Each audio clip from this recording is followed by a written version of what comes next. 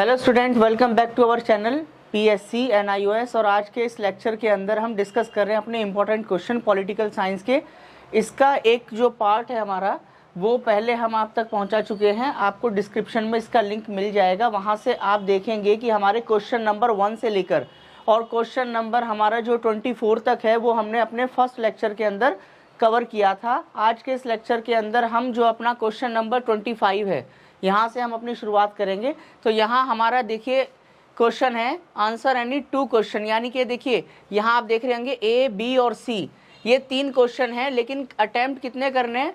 Attempt करने हमें any 2 यानी कि कोई 2। लेकिन हालांकि हम अपने इस चैनल के ऊपर आपको जो सॉल्व करवा रहे हैं वो 2 के हिसाब से नहीं करवा रहे, पूरा 3 के 3 क्वेश्चन हम करवा रहे हैं। और ये आपका प्रीवियस जो क्वेश्चन पेपर है जो NIOS के द्वारा बच्चों को पेपर में दिया गया था, वो पूरा पेपर हमने बाइलिंगुअल लैंग्वेज के अंदर सॉल्व करके और वो हम आपके सामने डिस्कस कर रहे हैं, ताकि पेपर में आपको एक अंदाज़ा हो जाए कि किस तरीके के क्वेश्चन पेपर में पूछे जाते हैं। ठीक है, तो उसका आप पहला क्वेश्चन देखेंगे A, who appoint the chairman and the member of the election commission of India, यानी कि जो चेयरमैन होता है और जो मेंबर्स होते हैं इलेक्शन कमीशन के, उनको कौन अपॉइंट करता है? तो यहाँ आप देख रहे हैं द प्रेसिडेंट ऑफ इंडिया, यानी भारत का जो राष्ट्रपति होता है, appoint the chairman and the members of the election commission of India.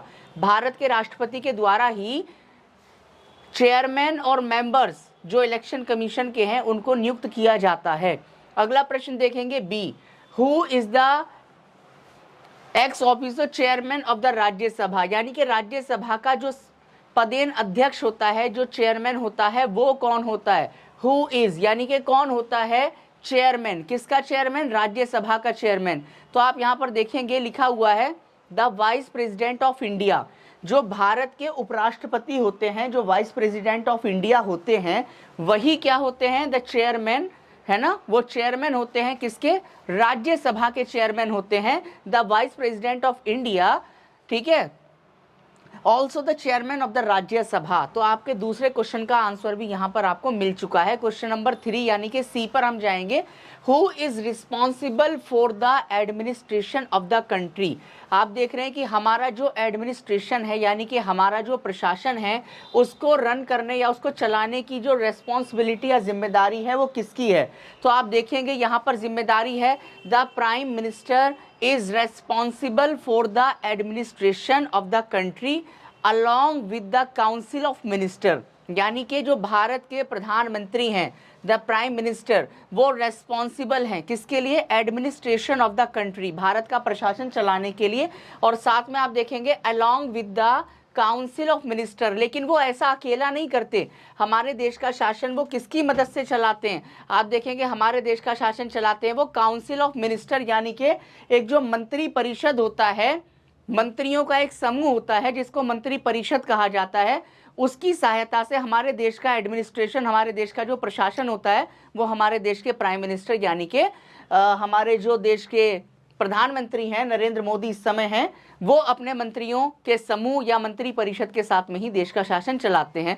तो ये 3 क्वेश्चन हमने यहाँ पर एक ही क्वेश्चन के अंदर 3 क्वेश्चन को देखा है। ये इसका हमारा हिंदी वर्जन है। आप देखेंगे हिंदी के अंदर भी ये क्वेश्चन इस तरीके से पूछे जाते हैं। हिंदी वाले बच्चों को भी ध्यान में रखते हुए ये क्वेश्चन हमने बाइलिंगुअल बनाया है। इसकी जानकारी मैंने आपको पहले भी दी है। अगर आप हमारे इस चैनल पर नए हैं तो चैनल को सब्सक्राइब कर लें, ताकि आपको जो भी लेटेस्ट जो इन्फॉर्मेशन है रिलेटेड टू NIOS वो आपको समय से मिल जाएं। और इसके साथ ही आप देखेंगे कि वीडियो अगर आपको अच्छी लग रही है और आपको लग रही है कि यूजफुल है और हमारे काम आ सकती है, क्योंकि प्रीवियस ईयर का एक क्वेश्चन पेपर है, आपके लिए बहुत इंपॉर्टेंट है। और इससे आपको एक बहुत बड़ा क्या होगा, एक अंदाज़ा आपको ये मिलेगा कि पॉलिटिकल साइंस का जो पेपर है वो किस तरीके का आएगा। पॉलिटिकल साइंस अपने आप में एक बहुत बड़ा क्या है, विस्तारित और एक बड़ा विषय है। तो उसके अंदर आप देखेंगे कि पब्लिक एडमिनिस्ट्रेशन भी है, उसके अंदर आप देखेंगे इंटरनेशनल रिलेशनशिप भी है, उसके अंदर भारत का जो एडमिनिस्ट्रेटिव सिस्टम है वो भी है, और भारत का कॉन्स्टिट्यूशन भी है। तो बहुत सारी चीज़ों को अपने आप में जो है पॉलिटिकल साइंस सब्जेक्ट समेटे हुए है। तो इतने सारे सिलेबस को ना पढ़ते हुए पेपर में, पेपर की दृष्टि से कम हम क्या पढ़ें? कम समय में क्या पढ़ें, जो हमें ज़्यादा नंबर दिला सके, उसको ध्यान में रखते हुए प्रश्न पत्र आपके लिए तैयार किया गया है। तो इसको लाइक भी कर दें आप और अपने दोस्तों के साथ में शेयर करें, ठीक है। तो यहाँ देखिए हिंदी में इसका वर्जन है का, भारत के चुनाव आयोग के मुख्य निर्वाचन आयुक्त और सदस्यों को कौन नियुक्त करता है? तो भारत के चुनाव आयोग के मुख्य निर्वाचन आयुक्त और सदस्यों को भारत के राष्ट्रपति के द्वारा नियुक्त किया जाता है। दूसरा आप देखेंगे खा, राज्यसभा का पदेन अध्यक्ष कौन होता है? तो जो भारत की राज्यसभा है, एक मैंने आपको पहले भी बताया, पिछले वाली वीडियो में आप देखेंगे, जिसका लिंक आपको डिस्क्रिप्शन में मिल जाएगा, जहां पर मैंने क्वेश्चन नंबर 1 से लेकर क्वेश्चन नंबर 24 तक आप लोगों के साथ में डिस्कस किया है। तो वहां पर भी मैंने आपको बताया था कि जो भारतीय संसद है, भारतीय संसद के हमारे 2 सदन हैं, एक लोकसभा और एक राज्यसभा। लोकसभा क्या है हमारा? लोकसभा निम्न सदन है, राज्यसभा हमारा उच्च सदन है। और राज्यसभा का जो अध्यक्ष होता है वो कौन होता है? वो भारत का उपराष्ट्रपति होता है। तो यहाँ तीसरा क्वेश्चन देखेंगे हम अपना, देश के प्रशासन के लिए कौन जिम्मेदार है? हमारे देश का प्रशासन, हमारे देश का जो एडमिनिस्ट्रेशन है उसको कौन चलाता है? तो मैंने अभी आपको बताया कि हमारे देश के प्रशासन के लिए प्रधानमंत्री जिम्मेदार होते हैं, जो कि मंत्री परिषद के साथ मिलकर। प्रधानमंत्री अकेले ये काम नहीं करते, उनकी बहुत सारे मंत्रियों का एक समूह होता है जिसको मंत्री परिषद कहा जाता है, और जो मंत्री परिषद है उसी के साथ मिलकर हमारे देश के प्रधानमंत्री इस देश का प्रशासन चलाते हैं। तो ये इतना आपको ध्यान में रखना है। बढ़ते हैं हम अपने नेक्स्ट क्वेश्चन की तरफ। हमारा जो अगला प्रश्न है क्वेश्चन नंबर 26, ठीक है। आंसर एनी 2 क्वेश्चंस, यानी कि 2 ही प्रश्न हमको यहाँ करने, लेकिन हम तीनों ही करेंगे, जैसा कि मैंने पिछले लेक्चर में भी तीनों ही करवाएं क्वेश्चन आपको। तो यहां देखिए, uh, which level of government has the reservation of seats for the women? देखिए मैंने आपको यहां पर पहले भी बताया हुआ है, आप हमारे प्रीवियस वीडियो को देखेंगे तो मैंने आपको वहां पर पहले भी बताया कि हमारे यहां पर एक तो है केंद्र सरकार यानी कि सेंट्रल गवर्नमेंट, एक है हमारी राज्य सरकार यानी कि स्टेट गवर्नमेंट, और तीसरी कौन सी है हमारी? तीसरी जो हमारी सरकार है वो है हमारी स्थानीय सरकार। तो 3 प्रकार की हमारी सरकारें हैं। यहाँ पर अभी आप देखेंगे कि केंद्रीय और राज्य स्तर पर महिलाओं का जो रिजर्वेशन है, हालांकि कुछ स्टेट्स ने किया है रिजर्वेशन महिलाओं के लिए, लेकिन जो सबसे पहले रिजर्वेशन किसी स्तर पर हमारे देश में महिलाओं को दिया गया, तो वो रिजर्वेशन दिया गया था स्थानीय स्तर पर, यानी जिसको हम बोलते हैं लोकल गवर्नमेंट। लोकल गवर्नमेंट के स्तर पर सबसे पहले महिलाओं के लिए क्या की गई थी? सीटों को रिजर्व किया गया था। तो यहाँ पर आप देखेंगे वही इसका उत्तर आ रहा है, विच लेवल ऑफ गवर्नमेंट। तो मैंने आपको बताया कि 3 types of the government in India. Number 1 the central government, number 2 the state government and number 3 the local government. और लोकल गवर्नमेंट का जो लेवल है, लोकल गवर्नमेंट के लेवल पर ही महिलाओं को सीट्स क्या की गई हैं? रिजर्व की गई हैं। तो आई होप आपको ये आंसर समझ में आ रहा होगा। देखिए यहाँ भी लिखा है हमारे आंसर में, local government has reserved seat for the women. तो सबसे पहले जो हमारा 3rd लेवल ऑफ गवर्नमेंट है लोकल गवर्नमेंट, वहां पर महिलाओं के लिए सीटों को क्या किया गया था? रिजर्व। कितनी सीटें रिजर्व की गई हैं महिलाओं के लिए? 1/3 यानी कि 1/3 सीटें, 1/3 1/3 सीटें यहाँ पर महिलाओं के लिए क्या की गई हैं? रिजर्व की गई हैं, या फिर हम देखेंगे कि उनको आरक्षित किया गया है। इन सीटों पर केवल महिलाएं ही चुनाव लड़ सकती हैं, पुरुष इन सीटों पर चुनाव नहीं लड़ सकते हैं। दूसरा देखेंगे, दूसरा क्वेश्चन है, name the 3 tyre of the panchayati raj system. आपको पता है कि हमारे यहाँ पर पंचायतें हैं, लेकिन पंचायतों के स्तर, जो हमारे यहाँ पर पंचायतें हैं, पंचायतों को भी 3 भागों में बांटा गया है। उसके 3 स्तर हैं। इसका जो पहला स्तर है वो है हमारा ग्राम पंचायत का, ठीक है। पहली हमारी ग्राम पंचायत होती है, दूसरी होती है हमारी पंचायत समिति या ब्लॉक पंचायत, और तीसरे जो स्तर की हमारी होती है वो होती है जिला समिति या जिला परिषद, जिसको हम कहते हैं, ठीक है, जिला परिषद या जिला पंचायत, ठीक है। तो ये देखिए 3 प्रकार की पंचायतें, 3 स्तर पर हमारे यहाँ पर पंचायतें होती हैं।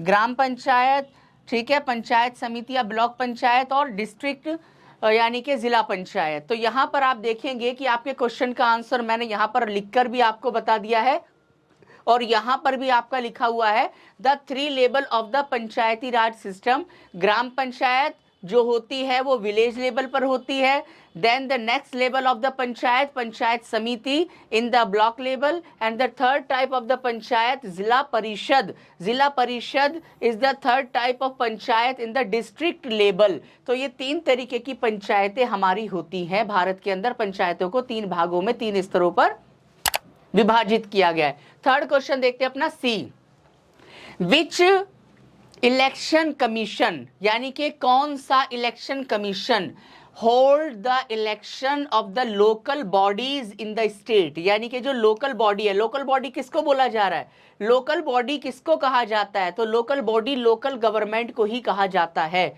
तो लोकल बॉडी के लिए इलेक्शन कौन कराता है, कौन सा इलेक्शन कमीशन है जो लोकल बॉडी के लिए इलेक्शन कराता है। तो यहां पर आप देखेंगे इसका आंसर, देखिए यहां लिखा है द स्टेट इलेक्शन कमीशन। देखिए हमारे यहां पर 2 इलेक्शन कमीशन होते हैं, the 2 level election commission in India. Number 1 पहला कौन सा होता है, तो पहला हम देखेंगे हमारा होता है central election commission.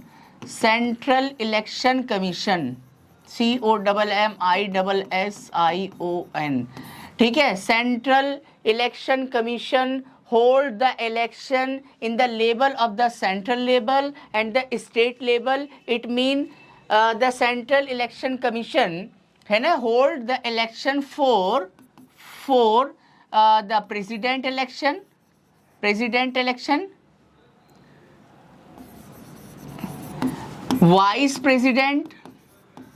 vice president election, ठीक है, election of the Lok Sabha and also Rajya Sabha. Lok Sabha and the Rajya Sabha are the 2 houses of the Indian Parliament. Lok Sabha and the Rajya Sabha, and the state assembly election. State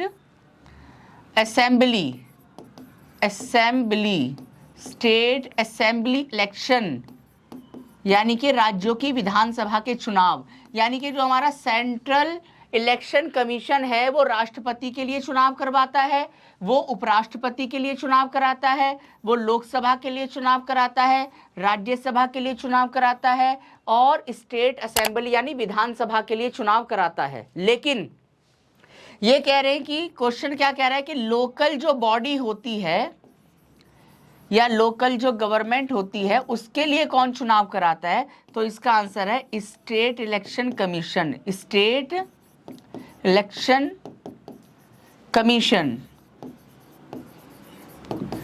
state election commission इसके लिए चुनाव कराता है। इसको हम हिंदी में कहेंगे राज्य निर्वाचन आयोग। इसको राज्य निर्वाचन आयोग कहा जाता है। तो आई होप आपको ये आंसर बहुत अच्छे तरीके से और बेटर तरीके से समझ में आ गया होगा, क्योंकि हम जो क्वेश्चन आपको करा रहे हैं ये केवल ये नहीं है कि हमने थोड़ा कराया आपको और आगे बढ़ गए, आपको चाहे समझ आए या ना आए। हमारा उद्देश्य ये है कि आप इन प्रश्नों को और डीप जाके अच्छे तरीके से आप समझेंगे, जितना समझेंगे इतना ही आप आगे बढ़ेंगे, है ना। अंबेडकर साहब ने भी यही कहा है कि शिक्षा एक ऐसा शेरनी का दूध है कि जो जितना पिएगा वो इतना ज़्यादा दहाड़ेगा। तो ये आप ध्यान रखिएगा। इन क्वेश्चनों के अंदर जो भीतर जाकर हम इसका पोस्टमार्टम कर रहे हैं वो भी इंपॉर्टेंट है, यहाँ पर जो मैं आपको सारा समझा रहा हूँ। तो यहाँ पर स्टेट इलेक्शन कमीशन जो है वो क्या करता है, होल्ड करता है इलेक्शन को लोकल बॉडी के लेवल पर। तो ये आपको ध्यान रखना है। नेक्स्ट हमारा इसका हिंदी में देख लेते हैं हम, हिंदी रूप क्या है इसका। सरकार के कौन से स्तर पर महिलाओं के लिए सीटों का रिजर्वेशन किया गया है, तो बताया आपको कौन सा लेवल है, वो स्थानीय सरकार का लेवल है। स्थानीय सरकार में महिलाओं को 1/3 सीटें उनके लिए रिजर्व या आरक्षित की गई हैं। दूसरा आप देखेंगे पंचायती राज व्यवस्था के 3 स्तर कौन से हैं, तो हमारी पंचायती राज व्यवस्था के 3 स्तर यहाँ पर आप देखेंगे कौन से हमारे 3 प्रमुख स्तर हैं। तो ये 3 प्रमुख स्तर हैं हमारे पंचायती राज व्यवस्था के 3 स्तर। पहले ग्राम पंचायत गांव के स्तर पर होती है, फिर ब्लॉक के स्तर पर क्या होती है हमारी ब्लॉक पंचायत समिति, ठीक है। और तीसरा क्या होता है हमारा, तीसरा जो है जिला परिषद, ये जिला के स्तर पर होती है। तो पंचायती राज व्यवस्था में 3 पंचायतें आपके सामने मैंने बता दी हैं। तीसरा फिर था कि स्थानीय निकायों के चुनाव कौन कराता है। तो स्थानीय निकाय के चुनाव कराता है राज्य चुनाव आयोग या राज्य निर्वाचन आयोग, जिसे स्टेट इलेक्शन कमीशन भी कहा जाता है, जिसके बारे में मैंने अभी आपको बता दिया। अगला क्वेश्चन हमारा क्वेश्चन नंबर 27, 27वां क्वेश्चन हमारा देखेंगे हम। Fill in the blanks with suitable words, यानी कि हमारी दो, देखिए ये फिल इन द ब्लैंक्स हैं, 2 हमारे फिल इन द ब्लैंक्स हैं ए के अंदर, और बी के अंदर हमारे 2 फिल इन द ब्लैंक्स हैं। इनको हमें एक ऐसा सही शब्द इसके बीच में हमको लगाना है, जोड़ना है, ताकि ये पूरा सेंटेंस जो है वो मीनिंगफुल बन जाए और परफेक्ट बन जाए, इसका एक सार्थक अर्थ निकल कर आए। तो इसको आइए हम करते हैं। सूटेबल वर्ड्स इसमें कौन सा हो सकता है वो देखते हैं हम। The election commission, the chief election commissioner is appointed for a term of, देखिए जो भारत का चीफ इलेक्शन कमीशन होता है वो कितने वर्षों के लिए काम करता है। तो यहाँ पर कितने वर्षों के लिए वो काम करता है, तो हम देखेंगे यहाँ पर वो 5 ईयर्स के लिए वहाँ पर उसको अपॉइंट किया जाता है। कार्यकाल मैक्सिमम कितने वर्ष का होता है, चीफ इलेक्शन कमीशन का जो मैक्सिमम टर्म होता है वो 5 वर्षों का होता है। ये हमको समझना है कि 5 वर्षों का, तो 5 आ जाएगा हमारा, ठीक है। यहां पर हमारा 5 आ जाएगा, ठीक है। यहां आ जाएगा हमारा 5, FIVE 5, या फिर हम इसको ऐसे भी लिख सकते हैं, ठीक है, 5 ईयर। तो इलेक्शन कमिश्नर जो होता है, चीफ इलेक्शन कमिश्नर, उसको 5 वर्षों के लिए अपॉइंट किया जाता है। आगे बढ़ते हैं। और till the age of whichever is earlier, यानी कि आप देखेंगे कि अगर मान लीजिए कोई व्यक्ति 62 ईयर यानी 62 ईयर की एज में वो चीफ इलेक्शन कमिश्नर यानी कि CEC बन चुका है, और वो 62 साल की एज में इलेक्शन कमिश्नर बना है, तो आप यहां देखिए लिखा है 5 साल। 5 साल, अब 5 साल का मतलब क्या है, 5 साल का मतलब तो ये है कि वो फिर 62 में बना तो 63, 64, 65, 66 और 67, यानी कि 67 ईयर की एज तक वो काम करेगा, ऐसा नहीं है। जो वो काम करेगा 65 ईयर की एज तक ही करेगा, ये आपको ध्यान रखना है। The chief election commissioner is appointed for the term of 5 year और till the age of 65 whichever is earlier, यानी कि अगर कोई व्यक्ति 62 साल की एज में CEC चीफ इलेक्शन कमिश्नर बने हैं तो उनका टर्म केवल कितने साल का बचा हुआ है, वो केवल 3 साल तक ही काम कर सकेंगे, क्योंकि 65 साल की एज में वो रिटायर हो जाएंगे। यानी कि जो पहले हो जाए, यानी 5 साल पहले हो जाए या फिर 65 वर्ष की आयु जो पहले हो जाए उसमें वो रिटायर हो जाएंगे। ये आई होप मैं समझ रहा हूं कि आपको ये सारी जानकारी ठीक से समझ में आ रही होंगी जो मैं आपको बता रहा हूं। देखिए जैसे अगर कोई व्यक्ति 60 साल की एज में बना तो जाहिर बात है कि +5 कर दीजिए तो 65 साल की एज में क्या होगा, रिटायर। लेकिन अगर कोई व्यक्ति 62 में बन रहा है तो प्लस में हम उसको 3 ही कर सकते हैं, क्योंकि वो 65 में रिटायर ही होंगे। कॉन्स्टिट्यूशनली उनका जो टर्म होगा वो एज के हिसाब से 65 होगा और टर्म के हिसाब से 5 ईयर होगा। अगला क्वेश्चन हम देखते हैं। द इंडियन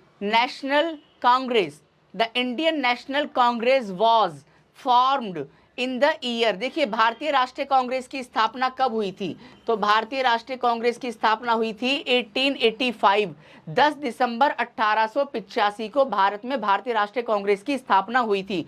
दूसरा आप देखेंगे कि दूसरा कॉलम में वॉज इट्स फर्स्ट प्रेसिडेंट, और इसके पहले जो प्रेसिडेंट थे वो कौन थे, तो उनका नाम था व्योमेश चंद्र बैनर्जी, ठीक है। देखिए यहाँ लिखा भी है व्योमेश, ठीक है, चंद्र बैनर्जी। व्योमेश चंद्र बैनर्जी जो थे वो भारतीय राष्ट्रीय कांग्रेस के पहले प्रेसिडेंट थे, तो ये भी आपको थोड़ा सा ध्यान रखना है, ठीक है।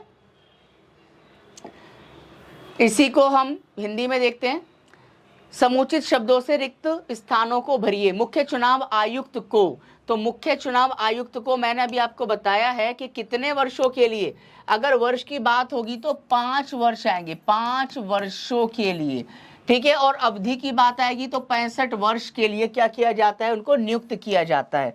भारतीय राष्ट्रीय कांग्रेस की स्थापना कब हुई थी, 1885 में हुई थी, ठीक है। यहाँ पर 1885 आ जाएगा और यहाँ हमारा आएगा व्योमेश चंद्र बैनर्जी, ये पहले अध्यक्ष थे भारतीय राष्ट्रीय कांग्रेस के। ठीक है, तो ये हम कर चुके हैं अपना क्वेश्चन। आगे बढ़ते हैं हम अपने नेक्स्ट क्वेश्चन की तरफ। हमारा नेक्स्ट क्वेश्चन है, आप देखेंगे question number 28, fill in the blanks with the suitable word. यानी इसी तरीके का अगला क्वेश्चन फिर हमारा आ गया है। Bharatiya Janata party, BJP, Bharatiya Janata party के बारे में क्वेश्चन है। Bharatiya Janata party is a dash party and Mizo national front is a party. तो यहाँ पर देखिए दो पार्टियों के नाम आए हैं। एक तो मिजो नेशनल फ्रंट, ये कहाँ की एक पार्टी है, ये पार्टी है मिजोरम की पार्टी। ठीक है, और भारतीय जनता पार्टी ये भारत के अधिकांश प्रांतों में आपको मिलेगी। ठीक है, तो भारतीय जनता पार्टी को ही आप और हम लोग बीजेपी कहते हैं शॉर्ट में, भारतीय जनता पार्टी, भाजपा। ठीक है, बीजेपी। तो भारतीय जनता पार्टी कैसी पार्टी है? भारतीय जनता पार्टी तो एक नेशनल पार्टी है, नेशनल पार्टी। जबकि मिजो नेशनल फ्रंट कैसी पार्टी है? ये कैसी पार्टी है कि ये रीजनल पार्टी है, यानी कि ये राष्ट्रीय पार्टी है भारतीय जनता पार्टी, और ये एक प्रांतीय पार्टी है या फिर एक क्षेत्रीय पार्टी है। प्रांतीय या फिर एक क्षेत्रीय पार्टी ये है। तो ये हमको ध्यान रखना है। तो पहला हमने ठीक कर लिया, Bharatiya Janata party is a national party and other than the national Mizo national front is a regional political party because in India India adopted the multi-party system and we can divide the political parties of India into the two parts. Number one the national party and other is the regional parties. ठीक है, तो यहाँ पर Bharatiya Janata party क्या है? National party है, जबकि हमारा जो मिजो नेशनल फ्रंट है वो एक रीजनल पार्टी है। ये हमको समझना है। अगला हमारा क्वेश्चन है फिर यहाँ क्वेश्चन नंबर 29 की तरफ हम आगे बढ़ते हैं अपना। इसमें दो हैं हमारा, एक बी है और एक ए है। ठीक है, तो इसमें दो ए बी के नाम से दे रखे हैं। Fill in the blanks with the suitable words. तो यहाँ पर देखिए dash and dash are the two main environmental problem. आपको पता है कि दिल्ली जो हमारा एक महानगर है, हमारे देश की राष्ट्रीय राजधानी है, राष्ट्रीय राजधानी क्षेत्र के सामने आज जो एक प्रमुख ज्वलंत मुद्दा है, जो प्रमुख पर्यावरणीय समस्या है, वो है यहाँ की आबो हवा। यानी कि यहाँ हम देख रहे हैं कि जिस शहर के अंदर हम लोग रहते हैं, प्रमुख रूप से दिल्ली जो हमारा सिटी है, वो इस समय एक अच्छी हवा के लिए इस समय जूझ रहा है। अच्छी हवा नहीं मिल पा रही है, प्रदूषित और जो हमारे लिए जानलेवा वायु है वो इस समय दिल्ली के अंदर मौजूद है, और इसको लेकर सरकार भी चिंतित है। और हमारी जो आम जनता है, विशेषकर वो लोग जो पहले से ही किसी ना किसी गंभीर रोग से पीड़ित हैं, जो हमारे स्कूलों में पढ़ने वाले छोटे छोटे बच्चे हैं, उनके लिए ये एक बड़ी समस्या बन गई है, बुजुर्गों के लिए एक समस्या बन गई है। तो यहाँ पर उसी से संबंधित प्रश्न यहाँ आया है। And dash and dash are the two main environmental problem. तो कौन कौन सी है? आंसर देखेंगे, pollution and the climate change.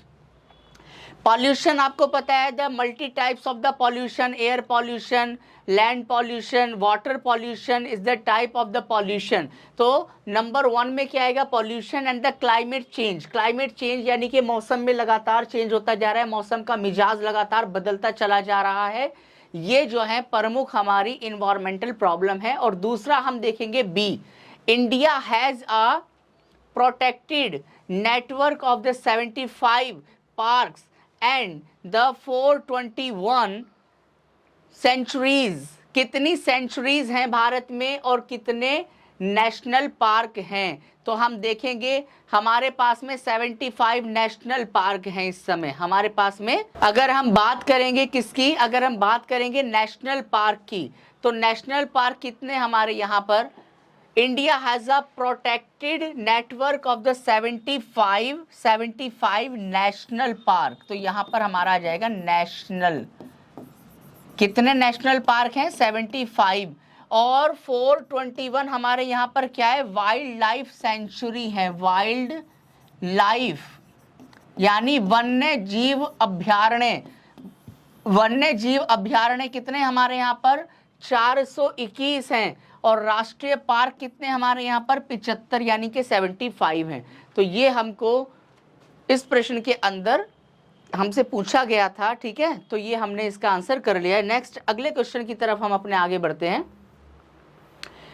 यहाँ पर वही हमारा हिंदी में है, पर्यावरण और जलवायु परिवर्तन। ये हमारे मुख्य पर्यावरणीय मुद्दे हैं या समस्याएं हैं।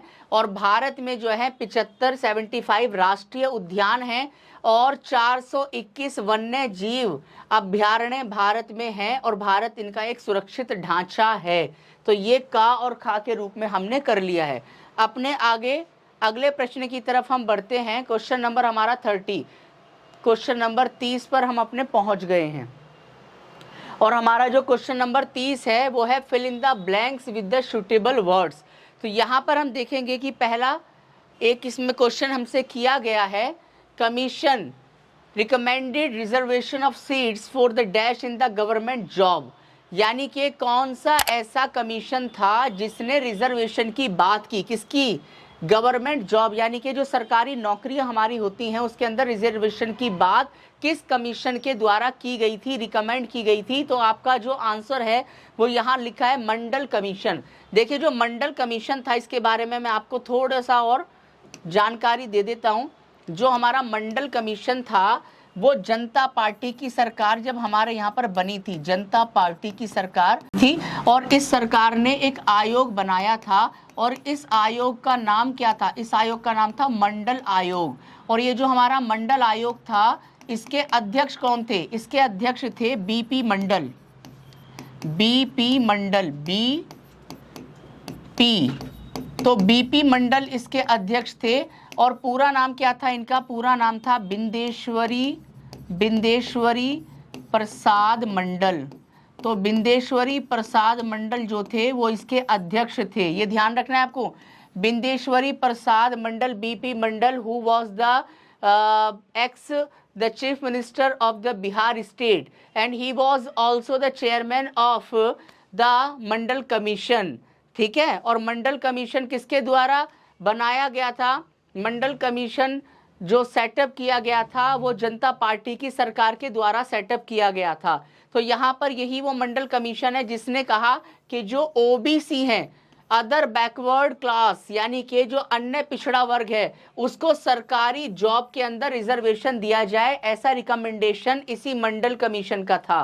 तो ये आपको ध्यान रखना है, मंडल कमीशन आएगा, इसके अंदर आएगा मंडल, MANDAL। मंडल क्यों इसका नाम पड़ा, क्योंकि इसके जो अध्यक्ष थे उनका नाम था बीपी मंडल, बिंदेश्वरी प्रसाद मंडल। कहाँ के पूर्व मुख्यमंत्री थे, ये बिहार के पूर्व मुख्यमंत्री थे, ये ध्यान रखना है आपको। अगला प्रश्न देखते हैं हम अपना आगे। समुचित शब्दों से रिक्त स्थान को भरिए। देखिए डैश आयोग ने डैश वर्ग के लिए सरकारी नौकरियों में स्थान रिजर्व करने की बात की थी। तो कौन सा आयोग था, मैंने अभी आपको बताया मंडल आयोग। और किसके लिए इसने सरकारी नौकरियों में आरक्षण की सिफारिश की थी, अन्य पिछड़ा वर्ग, जिसको मैंने अभी आपको कहा ओबीसी यानी अदर बैकवर्ड क्लास। इसके लिए इसने क्या किया, सरकारी नौकरियों में रिजर्वेशन की बात की। क्वेश्चन नंबर हमारा आ गया अगला, ठीक है, संख्या है इसकी 31 यानी कि 31वां हमारा प्रश्न है। Fill in the blanks with the suitable words, dash and dash are the two major, ठीक है, थ्रेट्स टू गुड गवर्नेंस, ठीक है, कि हमारा कौन कौन सा ऐसा। तो यहां पर देखिए दो खतरे हमारे किसके लिए, खतरों की बात हुई है। हाँ यहां देखते हैं हम, खतरों की बात हुई है। कौन से खतरों की बात हुई है, देखिए यहां पर dash and dash are the two major threats to good governance, यानी हमारे भारत के गुड गवर्नेंस के लिए दो खतरे कौन कौन से हैं।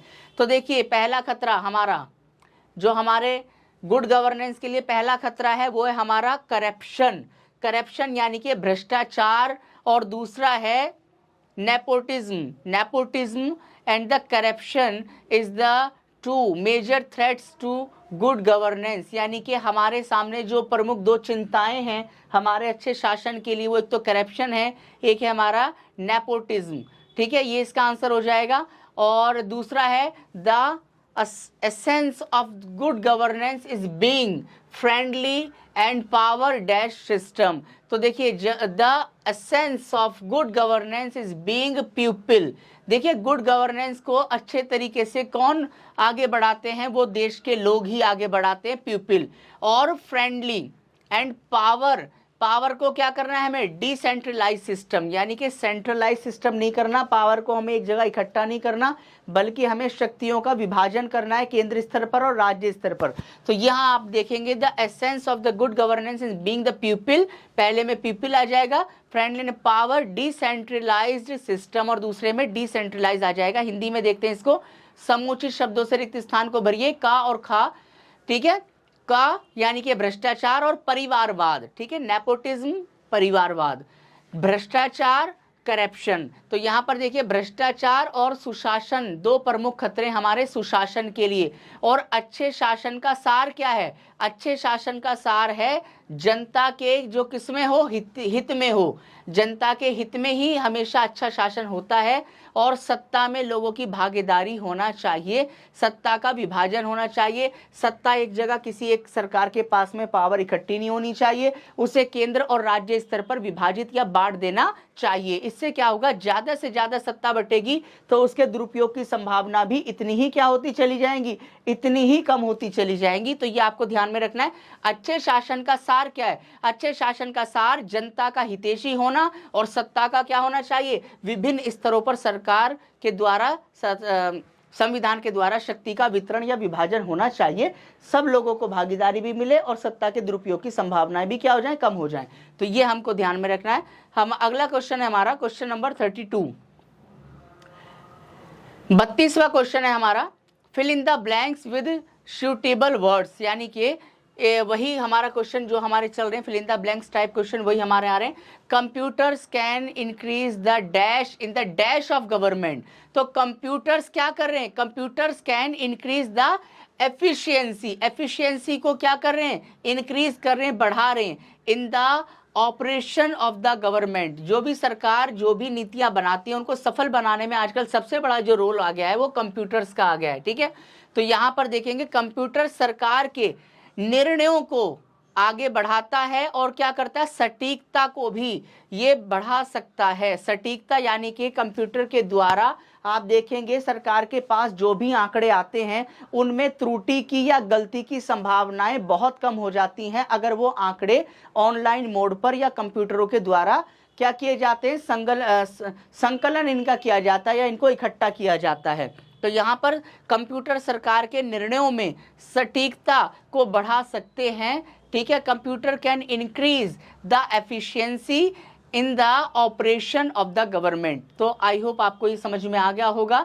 चैनल पर नए हो तो सब्सक्राइब कर लें और वीडियो को लाइक कर लें, अपने दोस्तों के साथ में शेयर करें ताकि आपको अच्छी जानकारियाँ और पेपर संबंधी जो भी चीज़ें हैं वो हमारे चैनल पर उपलब्ध हैं। हमारे और साथी भी हैं जो आपके लिए बहुत मेहनत करके वीडियो तैयार कर रहे हैं, तो इसीलिए आप लोग सपोर्ट करेंगे तो इससे क्या होगा कि हमारा हौसला बढ़ेगा, ठीक है, और हम आपके लिए और बेहतर से भी बेहतरीन आपके लिए काम कर सकेंगे। क्वेश्चन नंबर है हमारा 33, fill in the blanks with the suitable words. The first name, name का मतलब क्या है, नेम का मतलब हम समझ लीजिए, नेम का मतलब है गुट निरपेक्ष आंदोलन। देखिए शीत युद्ध काल में जब पूरी दुनिया, अमेरिका और सोवियत संघ जो था, दो महाशक्तियां थीं और दोनों की विचारधाराएं अलग अलग थी। अमेरिका की विचारधारा क्या थी, पूंजीवादी, सोवियत संघ की विचारधारा साम्यवादी।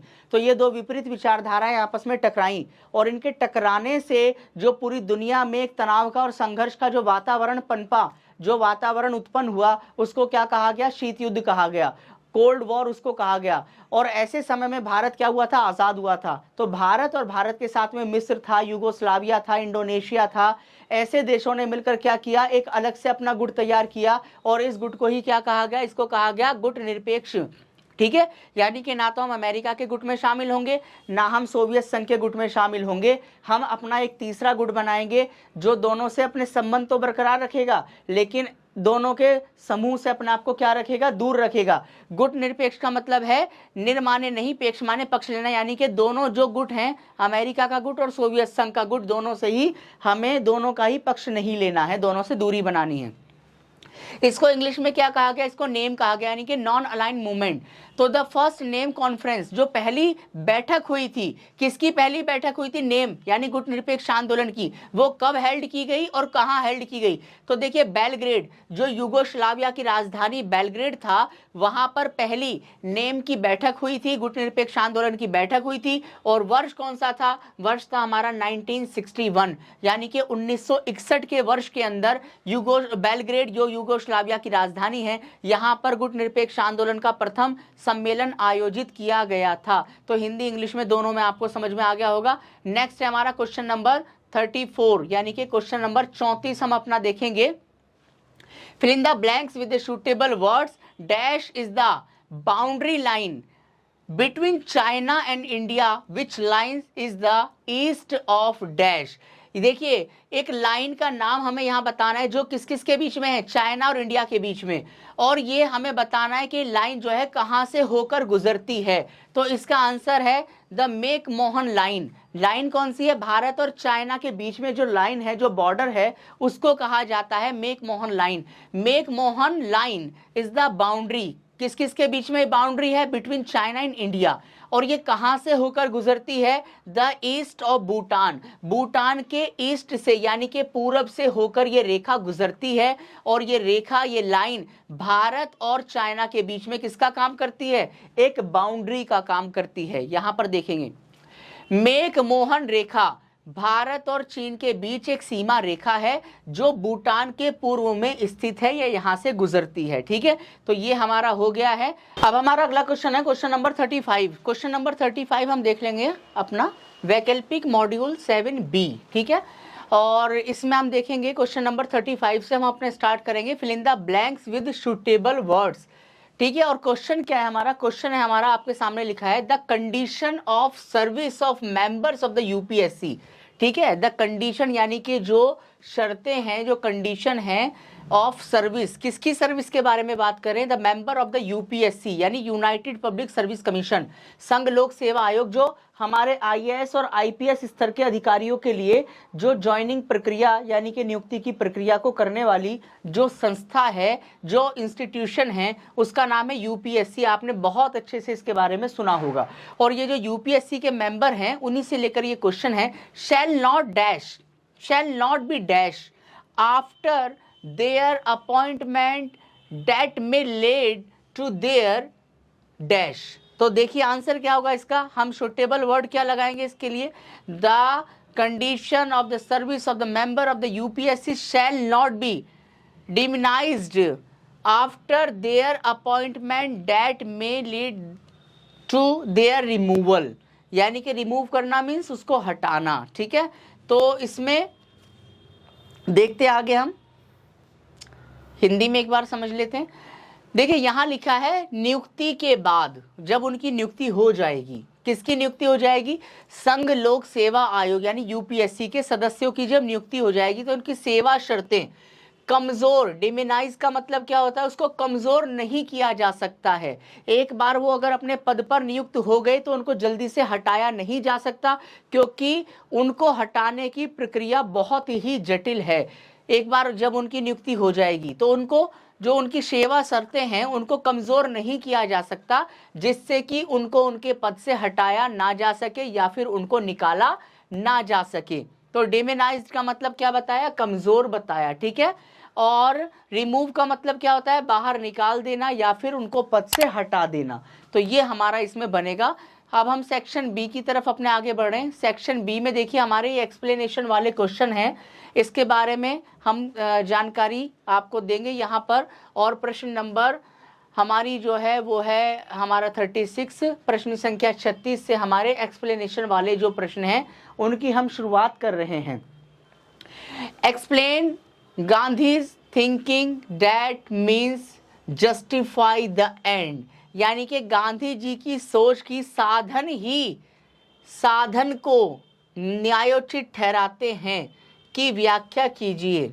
तो यहाँ पर आप देखेंगे गांधी प्रिंसिपल यानी गांधी जी का सिद्धांत क्या था।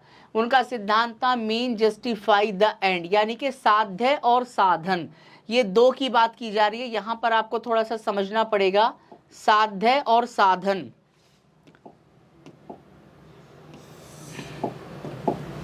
यहाँ पर साध्य और साधन की बात हुई है। साध्य इसको हम यहाँ से हटा देंगे और इसकी जगह हम लिखेंगे साध्य, और साधन अपना ठीक है। ठीक है, साध्य और साधन के बारे में गांधी जी का क्या विचार था या उनका सिद्धांत क्या था, इसके बारे में यहाँ पर हमसे पूछा जा रहा है। ठीक है, तो देखिए गांधी जी कहते थे कि हमारा साध्य क्या है, साध्य है हमारा लक्ष्य यानी कि जिसको हम प्राप्त करना चाहते हैं, और साधन क्या है, साधन है वो तरीका जिसके माध्यम से या जिसको प्रयोग करके हम इस साध्य को या इस लक्ष्य को पा सकते हैं। तो गांधी जी का जो मानना था वो ये था कि अगर हमारा साध्य क्या होगा, अगर हमारा साध्य अच्छा होगा, है ना, अगर हमारा साध्य बढ़िया होगा, हमारा लक्ष्य अगर ठीक होगा, ठीक है, तो उसको प्राप्त करने के जो तरीके हैं वो भी क्या होने चाहिए, वो भी हमारे मॉरल यानी कि नैतिक होने चाहिए और ठीक होने चाहिए। ये गांधी जी ने कहा था, गांधी जी ने कहा था। ठीक है, अ Nobel goal can not be achieve through the, ठीक है ना, अनइथिकल मीन्स। अनइथिकल मीन्स के बारे में गांधी जी ने मना किया है। गांधी जी ने कहा है कि हमें हमेशा ट्रू सक्सेस अगर चाहिए, ठीक है, तो हम किसके द्वारा उसको प्राप्त कर सकते हैं, हमारे जो साधन है वो मोरल होने चाहिए। यानी कि अगर हम किसी अच्छे लक्ष्य को प्राप्त करना चाहते हैं तो उसको प्राप्त करने के तरीके भी क्या हों, अच्छे हों, तभी हम मानेंगे कि उस साध्य की प्राप्ति, उस लक्ष्य की हमें प्राप्ति सफलतापूर्वक हो गई है। जैसे इसका एग्जाम्पल हम देकर समझा सकते हैं, जैसे मान लीजिए आप कि हमको जो है वो हमें मान लीजिए रोटी खानी है, ठीक है, तो रोटी खाने के लिए या हमें भूख लग रही है, तो हमें अगर रोटी को खाना है तो हमको सही तरीके से उस रोटी को प्राप्त भी करना होगा। चोरी की गई रोटी से यदि हम अपनी भूख को शांत करेंगे तो वो अच्छा नहीं होगा। अब हमारा लक्ष्य क्या है, भूख को शांत करना, तो हमारा साधन क्या होगा कि हमें उस रोटी को खरीद के खाना है या उसको कमा के खाना है, तो ये हमारा क्या होगा, साधन होगा। तो इसीलिए गांधी जी ने कहा कि जो हमारे लक्ष्य है वो हमारा ठीक है, लेकिन जो हमारा उसको प्राप्त करने का साधन है वो भी नैतिक होना चाहिए, वो भी अच्छा होना चाहिए, तभी उस अच्छे लक्ष्य तक हम पहुंच पाएंगे। गांधी जी का सिद्धांत था। ठीक है, अगले क्वेश्चन की तरफ हम आगे बढ़ेंगे। देखिए अगला क्वेश्चन क्या है हमारा, explain the historical Marxism theory of Marxism. Explain the historical materialism. Materialism के बारे में पूछ रहे हैं, वो हिस्टोरिकल मैटेरियलिज्म यानी कि ऐतिहासिक भौतिकतावाद। इस क्वेश्चन को हम दोबारा से यहां पर देखेंगे। ये क्वेश्चन है हमारा, explain the historical materialism theory of Marxism. इसका मतलब है मार्क्सवाद के ऐतिहासिक भौतिकतावाद के सिद्धांत को स्पष्ट कीजिए। यानी ऐतिहासिक भौतिकतावाद के बारे में किसका सिद्धांत दिया हुआ है, मार्क्सवाद का, उसके बारे में देखिए क्या कह रहे हैं, हिस्टोरिकल मैटेरियलिज्म अ मार्क्सिस्ट थ्योरी। सबसे पहले तो हमें समझना है कि ये थ्योरी किसने दी, मार्क्सिस्ट ने दी है, मार्क्सवादियों ने दी है। और इसमें इन्होंने क्या कहा है, इसमें इन्होंने कहा है the condition and economic factor shape society structure. इन्होंने कहा कि जो हमारी सोसाइटी का स्ट्रक्चर है वो किसके द्वारा बना हुआ है, इकोनॉमिक फैक्टर के ऊपर ये पूरी तरह से टिका हुआ है, हमारा सामाजिक जो स्ट्रक्चर है। ठीक है, driving historical development through class struggle. और उन्होंने कहा है, देखिए यहां पर इसको हम समझते हैं, इन्होंने कहा है कि देखिए इतिहास में, इतिहास के अंदर उन्होंने कहा कि कुछ लोग क्या थे, कुछ लोगों के पास में संसाधनों पर क्या आ गया, संसाधनों पर नियंत्रण आ गया, संसाधनों पर उनका क्या हो गया, नियंत्रण हो गया।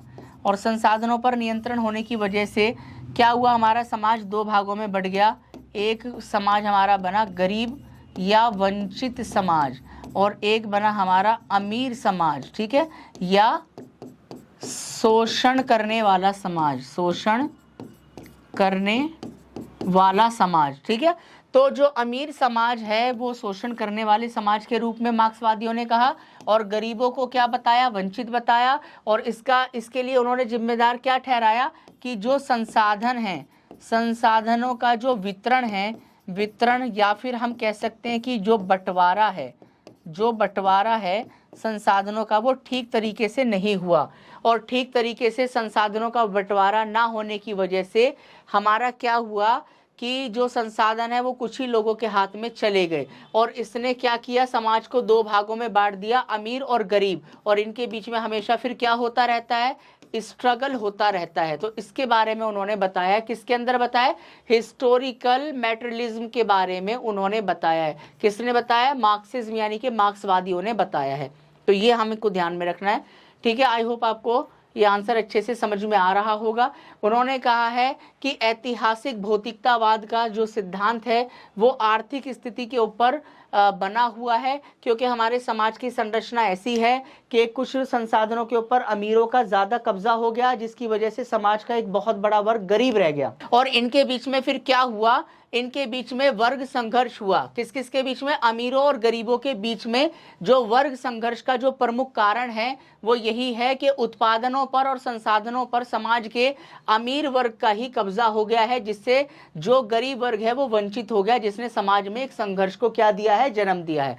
अगला क्वेश्चन हमारा question number 37, highlights any two features of the constitution of India that establish a strong centre.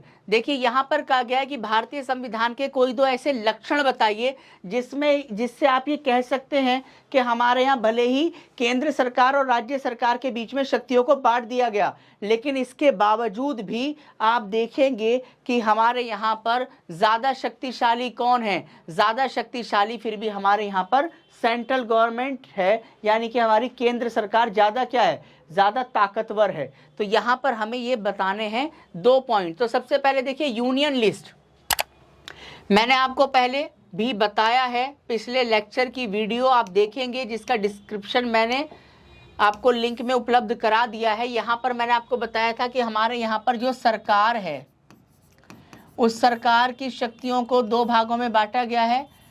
केंद्र सरकार के पास शक्तियाँ दी गई हैं और राज्य सरकार, राज्य सरकार, देखिए इसको दोबारा से, यहाँ हमारे यहाँ सरकार है और सरकार की शक्तियों को 2 सरकारों में बांट दिया गया है। हमारे पास में एक केंद्र की सरकार है और एक राज्य की सरकार है। इसके बीच और इसके बीच शक्तियों को बांट दिया गया। किसके आधार पर बांटा गया, हमारे संविधान में 3 क्या दे रखी हैं, सूचियाँ। एक सूची है संघ सूची, एक है हमारी राज्य सूची। तो देखिए भले ही संघ सूची और राज्य सूची में शक्तियों को क्या किया गया, बांटा गया है। और तीसरे नंबर की जो सूची है वो है हमारी समवर्ती सूची। तो इन सूचियों के आधार पर भले ही शक्तियों को बांट दिया गया है, लेकिन फिर भी आप देखोगे संघ सूची के विषय लगभग कितने, 100 विषय हैं, और राज्य सूची में हमारे केवल कितने विषय हैं, 61। यानी कि संघ सूची के जो विषय हैं वो बहुत ज़्यादा हैं। आप देख रहे हैं कि लगभग आधे के पास आसपास यहाँ पहुँच रहे हैं। 100 विषय ऐसे हैं जिस पर हमारी केंद्र सरकार को कानून बनाने की शक्ति प्राप्त है, और केवल 61 यानी कि 61 ही ऐसे विषय हैं जिस पर हमारी राज्य सरकार कानून बनाने की शक्ति रखती है। तो आप देख रहे हैं कि भले ही शक्ति का क्या किया गया, बंटवारा या विभाजन किया गया है, लेकिन फिर भी ज़्यादा शक्तिशाली कौन है, ज़्यादा शक्तिशाली तो फिर भी हमारे यहाँ पर कौन है, सेंट्रल यानी कि केंद्र सरकार हमारे यहाँ फिर भी ज़्यादा शक्तिशाली है। यहाँ पर हमें समझना है। तो पहला आप देख लेंगे यूनियन लिस्ट यानी कि संघ सूची। The central has exclusive legislative powers. देखिए हमारे यहाँ पर जो यूनियन लिस्ट है उसके अंदर लेजिस्लेटिव पावर्स हैं over subject in the union list, ठीक है। Ensuring the uniformity in the sky the key, ठीक है, uniformity in key national matter, यानी नेशनल मैटर से जुड़ी हुई जितने भी सब्जेक्ट हैं वो तो सब किसके पास हैं, वो तो सब हमारे यूनियन लिस्ट के पास हैं, ठीक है, यूनियन केंद्र सरकार के पास है। दूसरा देखिए एमरजेंसी जो प्रोविजन है, यानी कि जो आपातकालीन शक्तियां हैं, ये आपातकालीन शक्तियां भी किसके पास हैं, ये पूरी की पूरी केंद्र सरकार के पास में है। The central can assume greater power during emergencies, ठीक है, allowance it to override state authority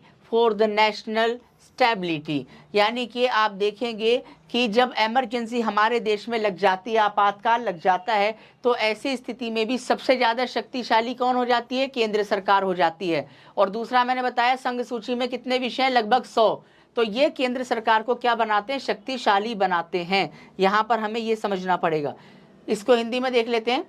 पहला, संघ सूची, यानी केंद्र के पास संघ सूची के विषयों पर विशेष विधायी शक्तियां प्राप्त हैं जिस पर वो कानून बना सकती है। दूसरा, आपातकालीन प्रावधान, जब देश में आपातकाल लगता है तो केंद्र राज्य सरकारों पर अधिक नियंत्रण स्थापित कर सकती है। ज्यादा शक्ति किसके पास में आ जाएगी? केंद्र के पास में ज्यादा शक्तियां आ जाएंगी। अगला क्वेश्चन हम देखते हैं, क्वेश्चन नंबर 38 हमारा। क्वेश्चन नंबर 38 कहता है कि भारत के संविधान में आपातकालीन प्रावधानों के महत्व का विश्लेषण कीजिए। Analyse the importance of the emergency provision made in the constitution of India. आपातकालीन उपबंध जो है हमारे, उनके बारे में यहां पर पूछा गया है। ठीक है, आपातकालीन उपबंधों के बारे में पूछा गया है। तो यहां पर हम देखेंगे भारतीय संविधान में आपातकालीन जो प्रावधान है, 3 प्रकार का हमारे यहाँ पर आपातकाल लगता है। यहाँ पर देखते हैं हम, देखिए हमारे यहाँ पर हमारे जो संविधान में आपातकाल की व्यवस्था है, आपातकाल को हम इंग्लिश में क्या बोलते हैं? एमरजेंसी। एमरजेंसी इसको कहा जाता है। किस देश से हमारे देश में ये लिया गया है? तो हम देखेंगे कि जर्मनी के संविधान से इसको हमारे संविधान में शामिल किया गया है। और हमारे यहाँ पर कितने प्रकार का आपातकाल होता है? 3 प्रकार का आपातकाल होता है। एक होता है हमारा राष्ट्रीय आपातकाल, जिसको हम कौन सी इमरजेंसी बोलते हैं?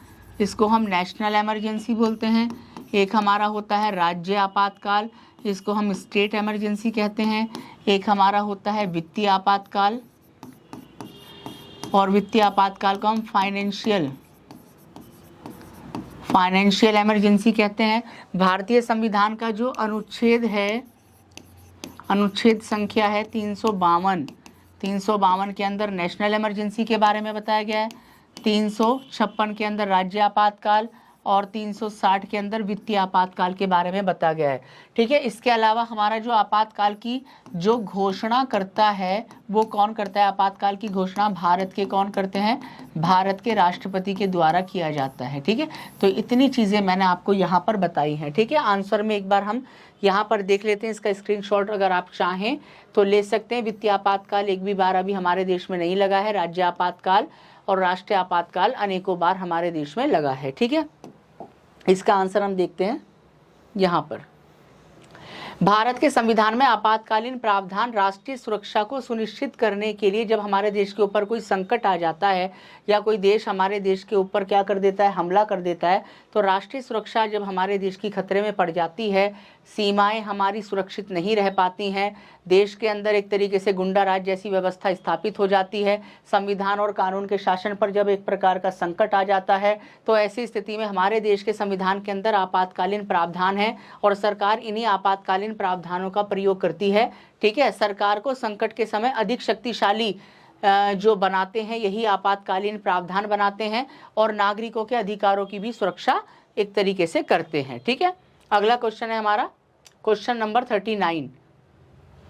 Highlight the importance of the public interest, ठीक है, लिटिगेशन, यानी कि PIL, इसको PIL कहते हैं, पब्लिक इंटरेस्ट लिटिगेशन, इन 2 पॉइंट्स, यानी कि PIL के बारे में, यानी कि जनहित याचिकाओं के बारे में हमको बताना है। देखिए, हमें पता है कि हमारे देश की जो न्यायपालिका है वो ऐसी है कि जिसमें न्याय के लिए हमें बहुत लंबी एक कतार लगानी पड़ती है, हमारी चप्पल घिस जाती हैं, हमें बहुत सारे चक्कर अदालतों के लगाने पड़ते हैं, और न्याय भी हमारे यहाँ सस्ता नहीं मिलता, क्योंकि जो हमारे अधिवक्ता हैं, जो एडवोकेट हैं, वकील हैं, लॉयर हैं, इनकी जो फीस है वो बहुत ज़्यादा है।